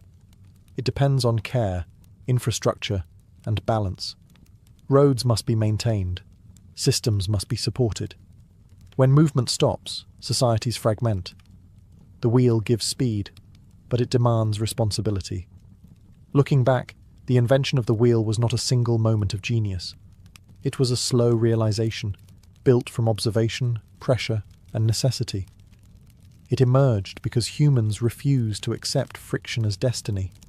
They wanted to move farther, faster, and with less pain. And they reshaped the world to do it. The wheel never promised wisdom or justice. It offered possibility. What humanity chose to carry on it, food or weapons, ideas or domination, was always a matter of choice. Still, once the wheel began to turn, history itself began to roll forward. And it has never truly stopped.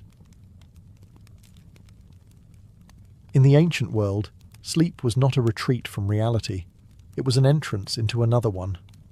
When the body lay still and the eyes closed, something else was believed to awaken. The soul loosened its grip on the physical world and drifted into a realm where God spoke, spirits warned, and the future revealed itself in fragments. To dream was not passive. It was an experience, sometimes gentle, sometimes terrifying, always meaningful. Ancient people did not draw a firm line between waking life and dreaming life. Both were governed by forces beyond human control. The same gods who ruled the sky, the harvest, and the throne were thought to rule the night as well. Dreams were not accidents of the mind. They were messages delivered when the defences of reason were lowered. Because dreams arrived uninvited, they carried authority. A king could ignore advice from counsellors, but a dream sent by a god was harder to dismiss. A farmer might doubt rumours, but a vision in sleep felt personal, intimate, and urgent. Dreams were believed to bypass lies. They spoke in symbols because the divine language was not meant to be heard plainly. This belief made sleep a vulnerable act. To close one's eyes was to open oneself to influence. Nightmares were not meaningless fears. They were signs of imbalance, angered gods, or approaching disaster.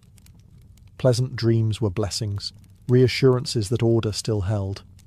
Even confusing dreams mattered, because confusion itself was a signal that something unseen was stirring.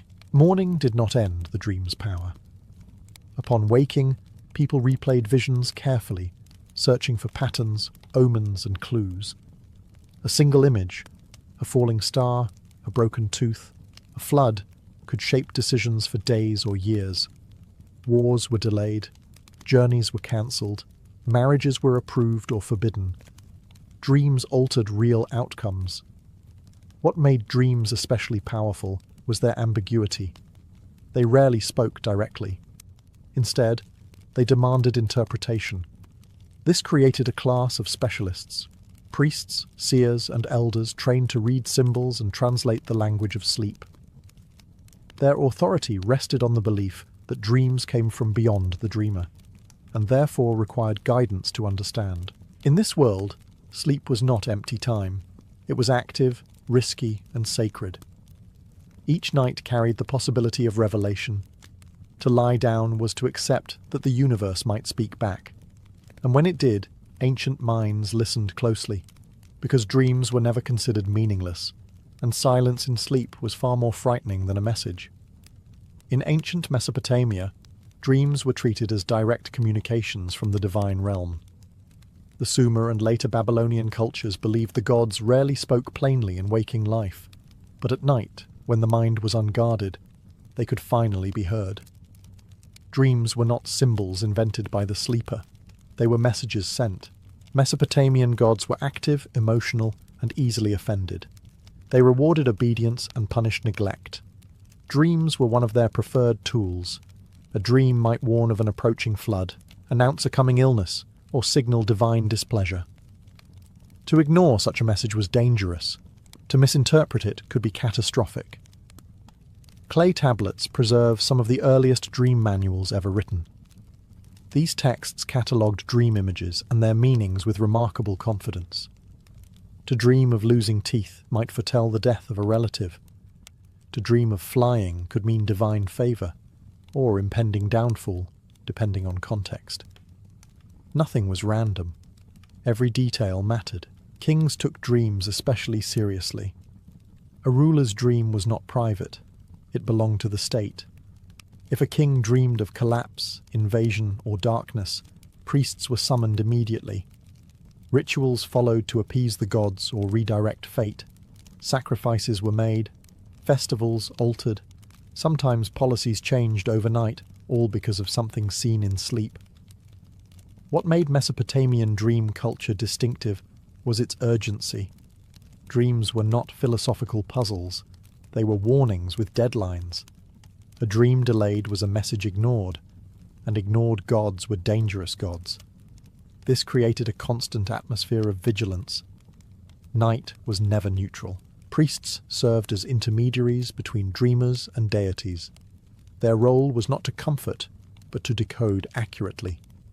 A wrong interpretation could anger the gods further. As a result, dream reading became formalized, cautious, and deeply conservative.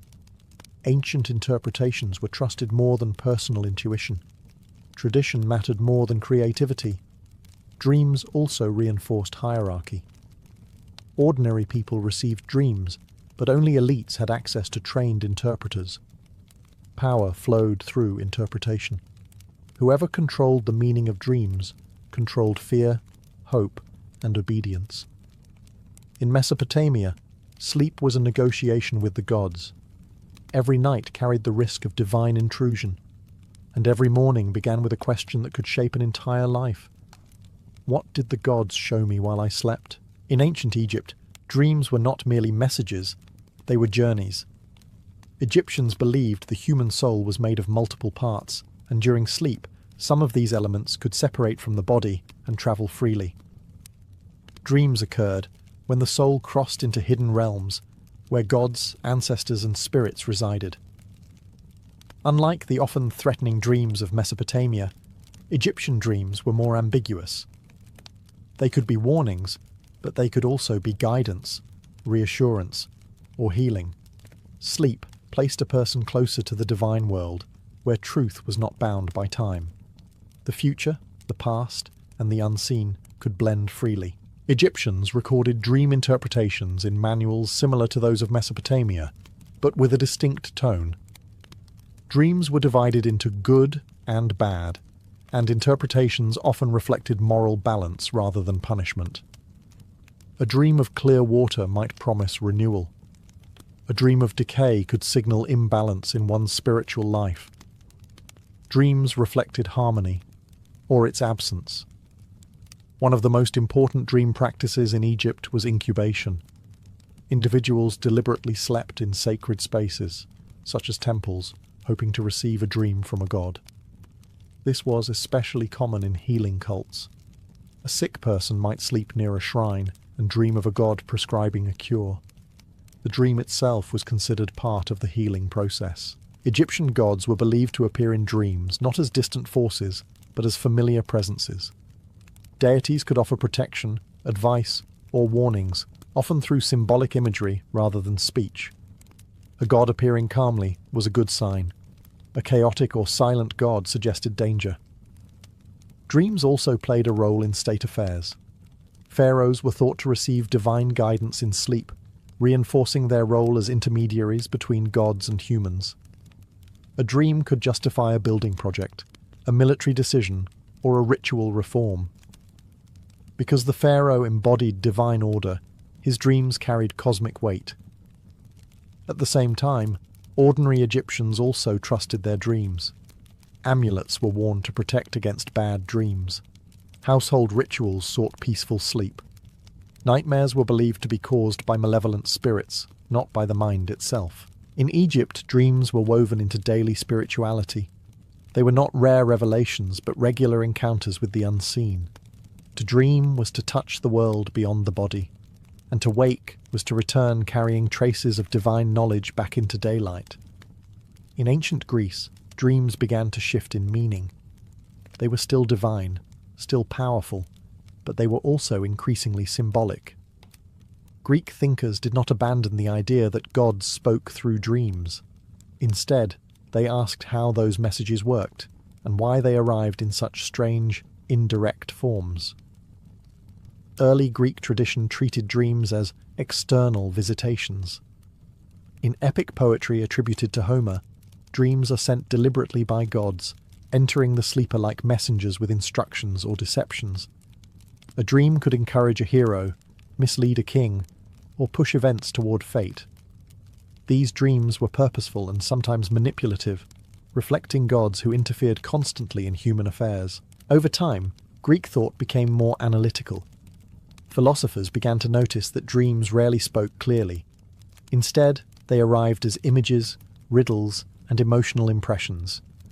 This raised a new question. If the gods wished to communicate, why not speak plainly?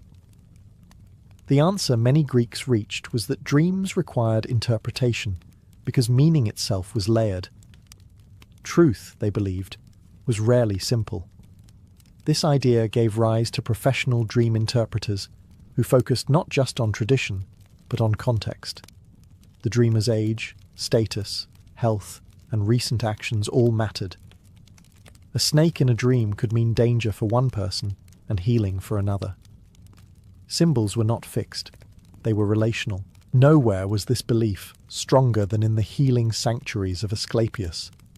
Pilgrims travelled long distances to sleep in his temples, practicing dream incubation, much like in Egypt.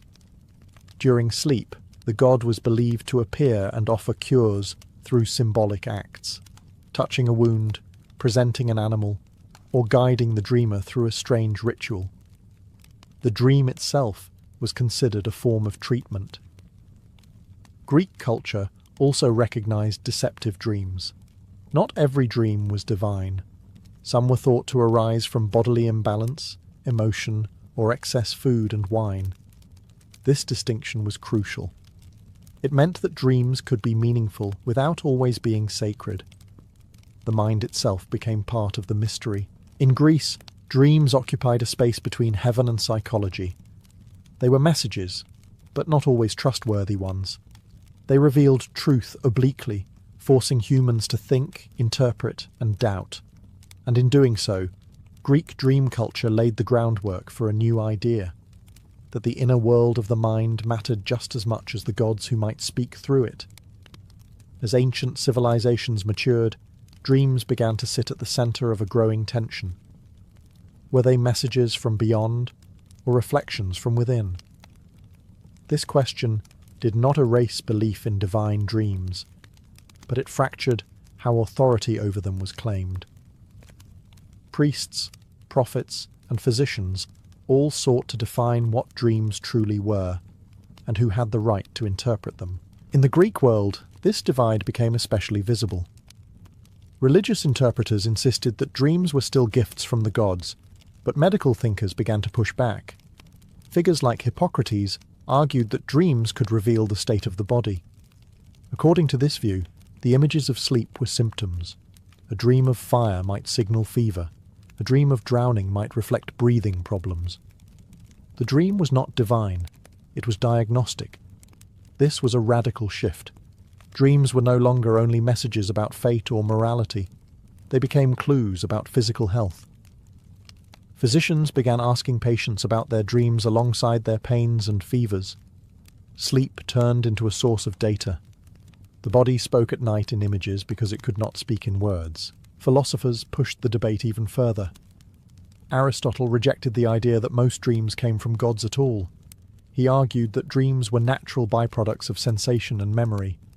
The mind, still active during sleep, replayed impressions from waking life. For Aristotle, the divine did not need dreams to communicate. Dreams belonged to the human organism. Yet even Aristotle did not fully strip dreams of meaning. He acknowledged that they could reveal hidden processes and unspoken fears. Dreams mattered, but not because gods sent them. They mattered because the mind never truly rested. This created an uneasy coexistence. Temples still practiced dream incubation. Oracles still listened to visions. But alongside them stood physicians and philosophers, offering competing explanations. A dream could be sacred, medical, or psychological, depending on who was asked. For ordinary people, the distinction mattered less than the effect. Dreams still influenced decisions, stirred anxiety, and demanded attention. A nightmare could send someone to a priest. A recurring dream might send them to a healer. Interpretation became choice. This chapter marks a turning point. Dreams were no longer owned by the gods alone. They became contested territory, shared by religion, medicine, and philosophy. And once that line was drawn, the ancient world would never dream in quite the same way again. In the ancient world, dreams were never purely personal. When interpreted publicly, they could shape laws, justify wars, and legitimize power. Nowhere was this more evident than in politics, where dreams became tools, carefully used, selectively shared, and sometimes deliberately fabricated. Rulers understood the authority dreams carried.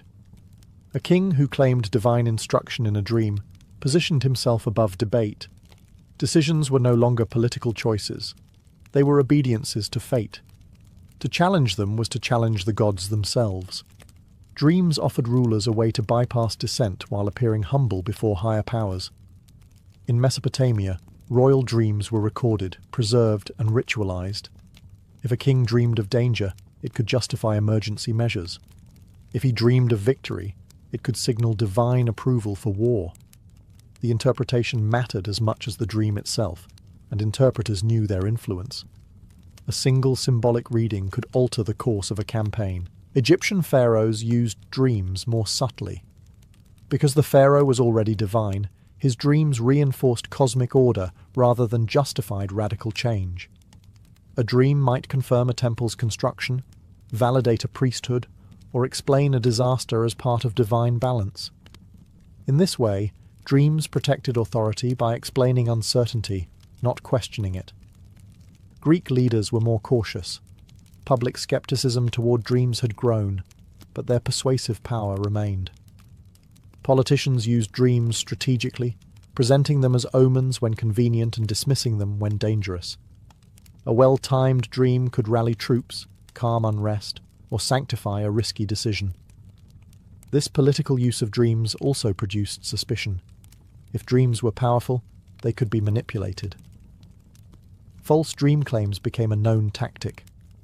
Some leaders were accused of inventing visions to serve ambition. Others surrounded themselves with interpreters who told them only what they wished to hear. As a result, dreams became double-edged. They could inspire loyalty, but also distrust. A ruler too reliant on dreams appeared weak or delusional. One who ignored them risked seeming impious. Power required balance. Dreams had to be invoked sparingly, convincingly, and with the right audience. By this stage, dreams had fully entered the machinery of civilization. They were no longer just sacred experiences or personal revelations. They were instruments, capable of moving crowds, silencing opposition, and reshaping history. In the ancient mind, a dream spoken aloud could be as dangerous as an army. And those who controlled its meaning controlled more than sleep. They controlled belief itself. While kings and priests argued over the meaning of grand visions, most dreams in the ancient world belonged to ordinary people, and they mattered just as much. Farmers, merchants, soldiers, and mothers all lived in cultures where dreams were taken seriously, even when they were private and small. Not every dream predicted a war or a divine command. Many spoke instead to fear, hope, guilt, and survival. For common people, dreams were often practical. A bad dream before a journey might delay departure. A dream of abundance could encourage a risky investment or a marriage proposal. Nightmares were treated as warnings that something in daily life was out of balance. Illness, social conflict, or neglected rituals were all suspected causes. Dreams were not abstract philosophy. They were feedback. Protection against bad dreams was widespread. Amulets were worn to guard sleep. Short prayers were spoken before bed. In Egypt and Mesopotamia, written charms were placed near pillows to repel malevolent spirits believed to attack at night. Sleep was seen as a moment of exposure, when the soul was less defended. Dream sharing was also common. Families discussed dreams at breakfast. Neighbours compared symbols. Elders offered advice based on memory and tradition. Even without access to professional interpreters, people relied on communal wisdom. Over time, shared interpretations became informal rules. Certain images were feared, others welcomed. In the Greek and Roman worlds, this everyday dream culture continued despite philosophical skepticism. Even those who accepted natural explanations for dreams still felt their emotional weight. A dream of loss could linger all day. A comforting dream of the dead could bring peace. Logic did not erase experience. Soldiers paid close attention to dreams. Before battles, dreams could raise morale or spread dread. A dream of defeat might be kept secret, while a dream of victory was shared widely. Dreams shaped confidence, and confidence shaped outcomes. Women, often excluded from formal religious authority, still held dream knowledge within households. Mothers interpreted children's dreams. Widows sought meaning in dreams of lost spouses.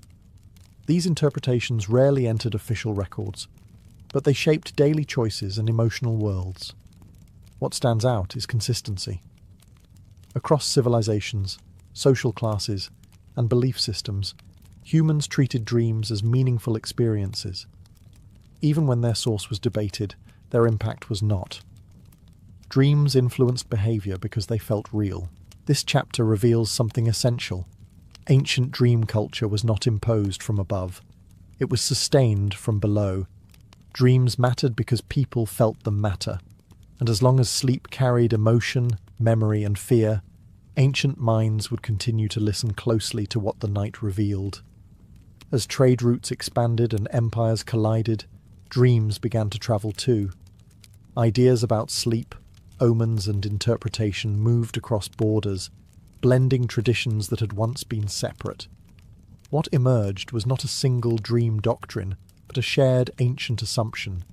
Dreams mattered, even if cultures disagreed on why. Mesopotamian dream manuals influenced neighbouring regions, spreading the idea that symbols could be catalogued and decoded. Egyptian practices of dream incubation reached the Greek world, where they were adopted, adapted, and philosophically debated.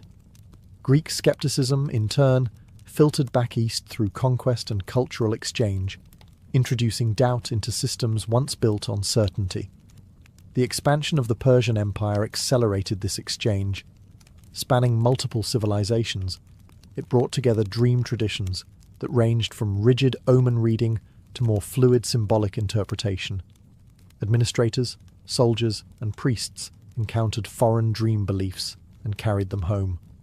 Over time, no culture interpreted dreams helpfully without at least being aware of alternative explanations. Later, during the Hellenistic period, this fusion intensified.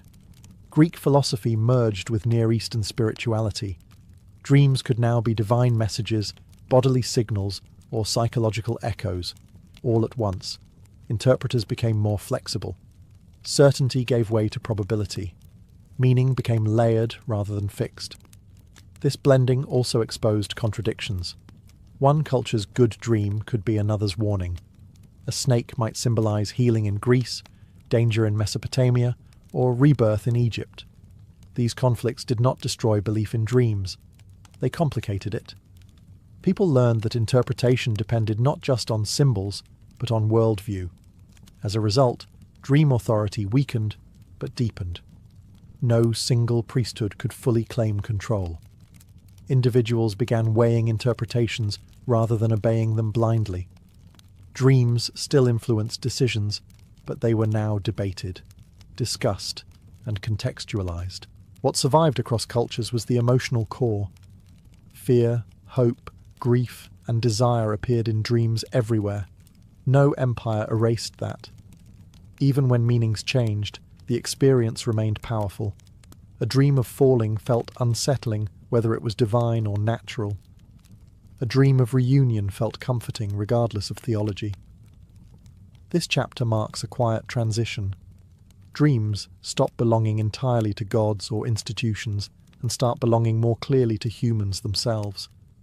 Not because they lose mystery, but because mystery becomes shared. By crossing cultures, dreams lost some authority, but gained resilience. They could no longer be explained one way, but they could never be ignored either. By the end of antiquity, dreams had lost their single, unquestioned meaning, but they had not lost their power. They survived every philosophical challenge, every political manipulation, every cultural exchange. Even when ancient thinkers disagreed about what dreams were, they rarely questioned that dreams mattered. The night remained a space where certainty softened and deeper questions emerged. What ancient civilizations ultimately shared was not a unified theory of dreams, but a shared humility before them. Dreams resisted control. They arrived without permission, ignored social rank, and spoke in images rather than commands. Kings, priests, philosophers, and farmers all faced the same vulnerability when they slept. In that sense, dreams were one of the few truly universal human experiences. As formal religious authority weakened and rational explanations grew stronger, dreams quietly shifted roles. They moved from being external messages imposed by gods to internal experiences demanding reflection. This did not make them less meaningful, only more personal. Responsibility for interpretation slowly drifted from institutions to individuals. Yet even in this shift, the ancient legacy endured. The language of dreams remained symbolic. People still searched for patterns. They still woke with unease or relief, still felt that something important had happened during the night. The belief that dreams revealed hidden truth never fully disappeared. It simply changed shape. Ancient civilizations never solved dreams. They lived with them. They accepted contradiction. That dreams could be divine and bodily, meaningful and deceptive, personal and political. This acceptance may be their most enduring insight. Rather than forcing dreams into a single explanation, they allowed them to remain ambiguous. That ambiguity is why ancient dream culture still feels familiar. Modern minds may speak of psychology and neuroscience, but the instinct is the same. We still ask what a dream means. We still feel watched by the night. We still carry images from sleep into daylight, unsure why they matter, but certain that they do. The ancient world treated dreams as a bridge between gods and humans, body and soul, fear and hope. That bridge never collapsed. It was simply renamed. And every night, when consciousness loosens and images rise uninvited, we step onto it again, just as they did thousands of years ago, still listening, still interpreting, still wondering whether what we saw was a message, a memory, or something deeper that refuses to be fully explained.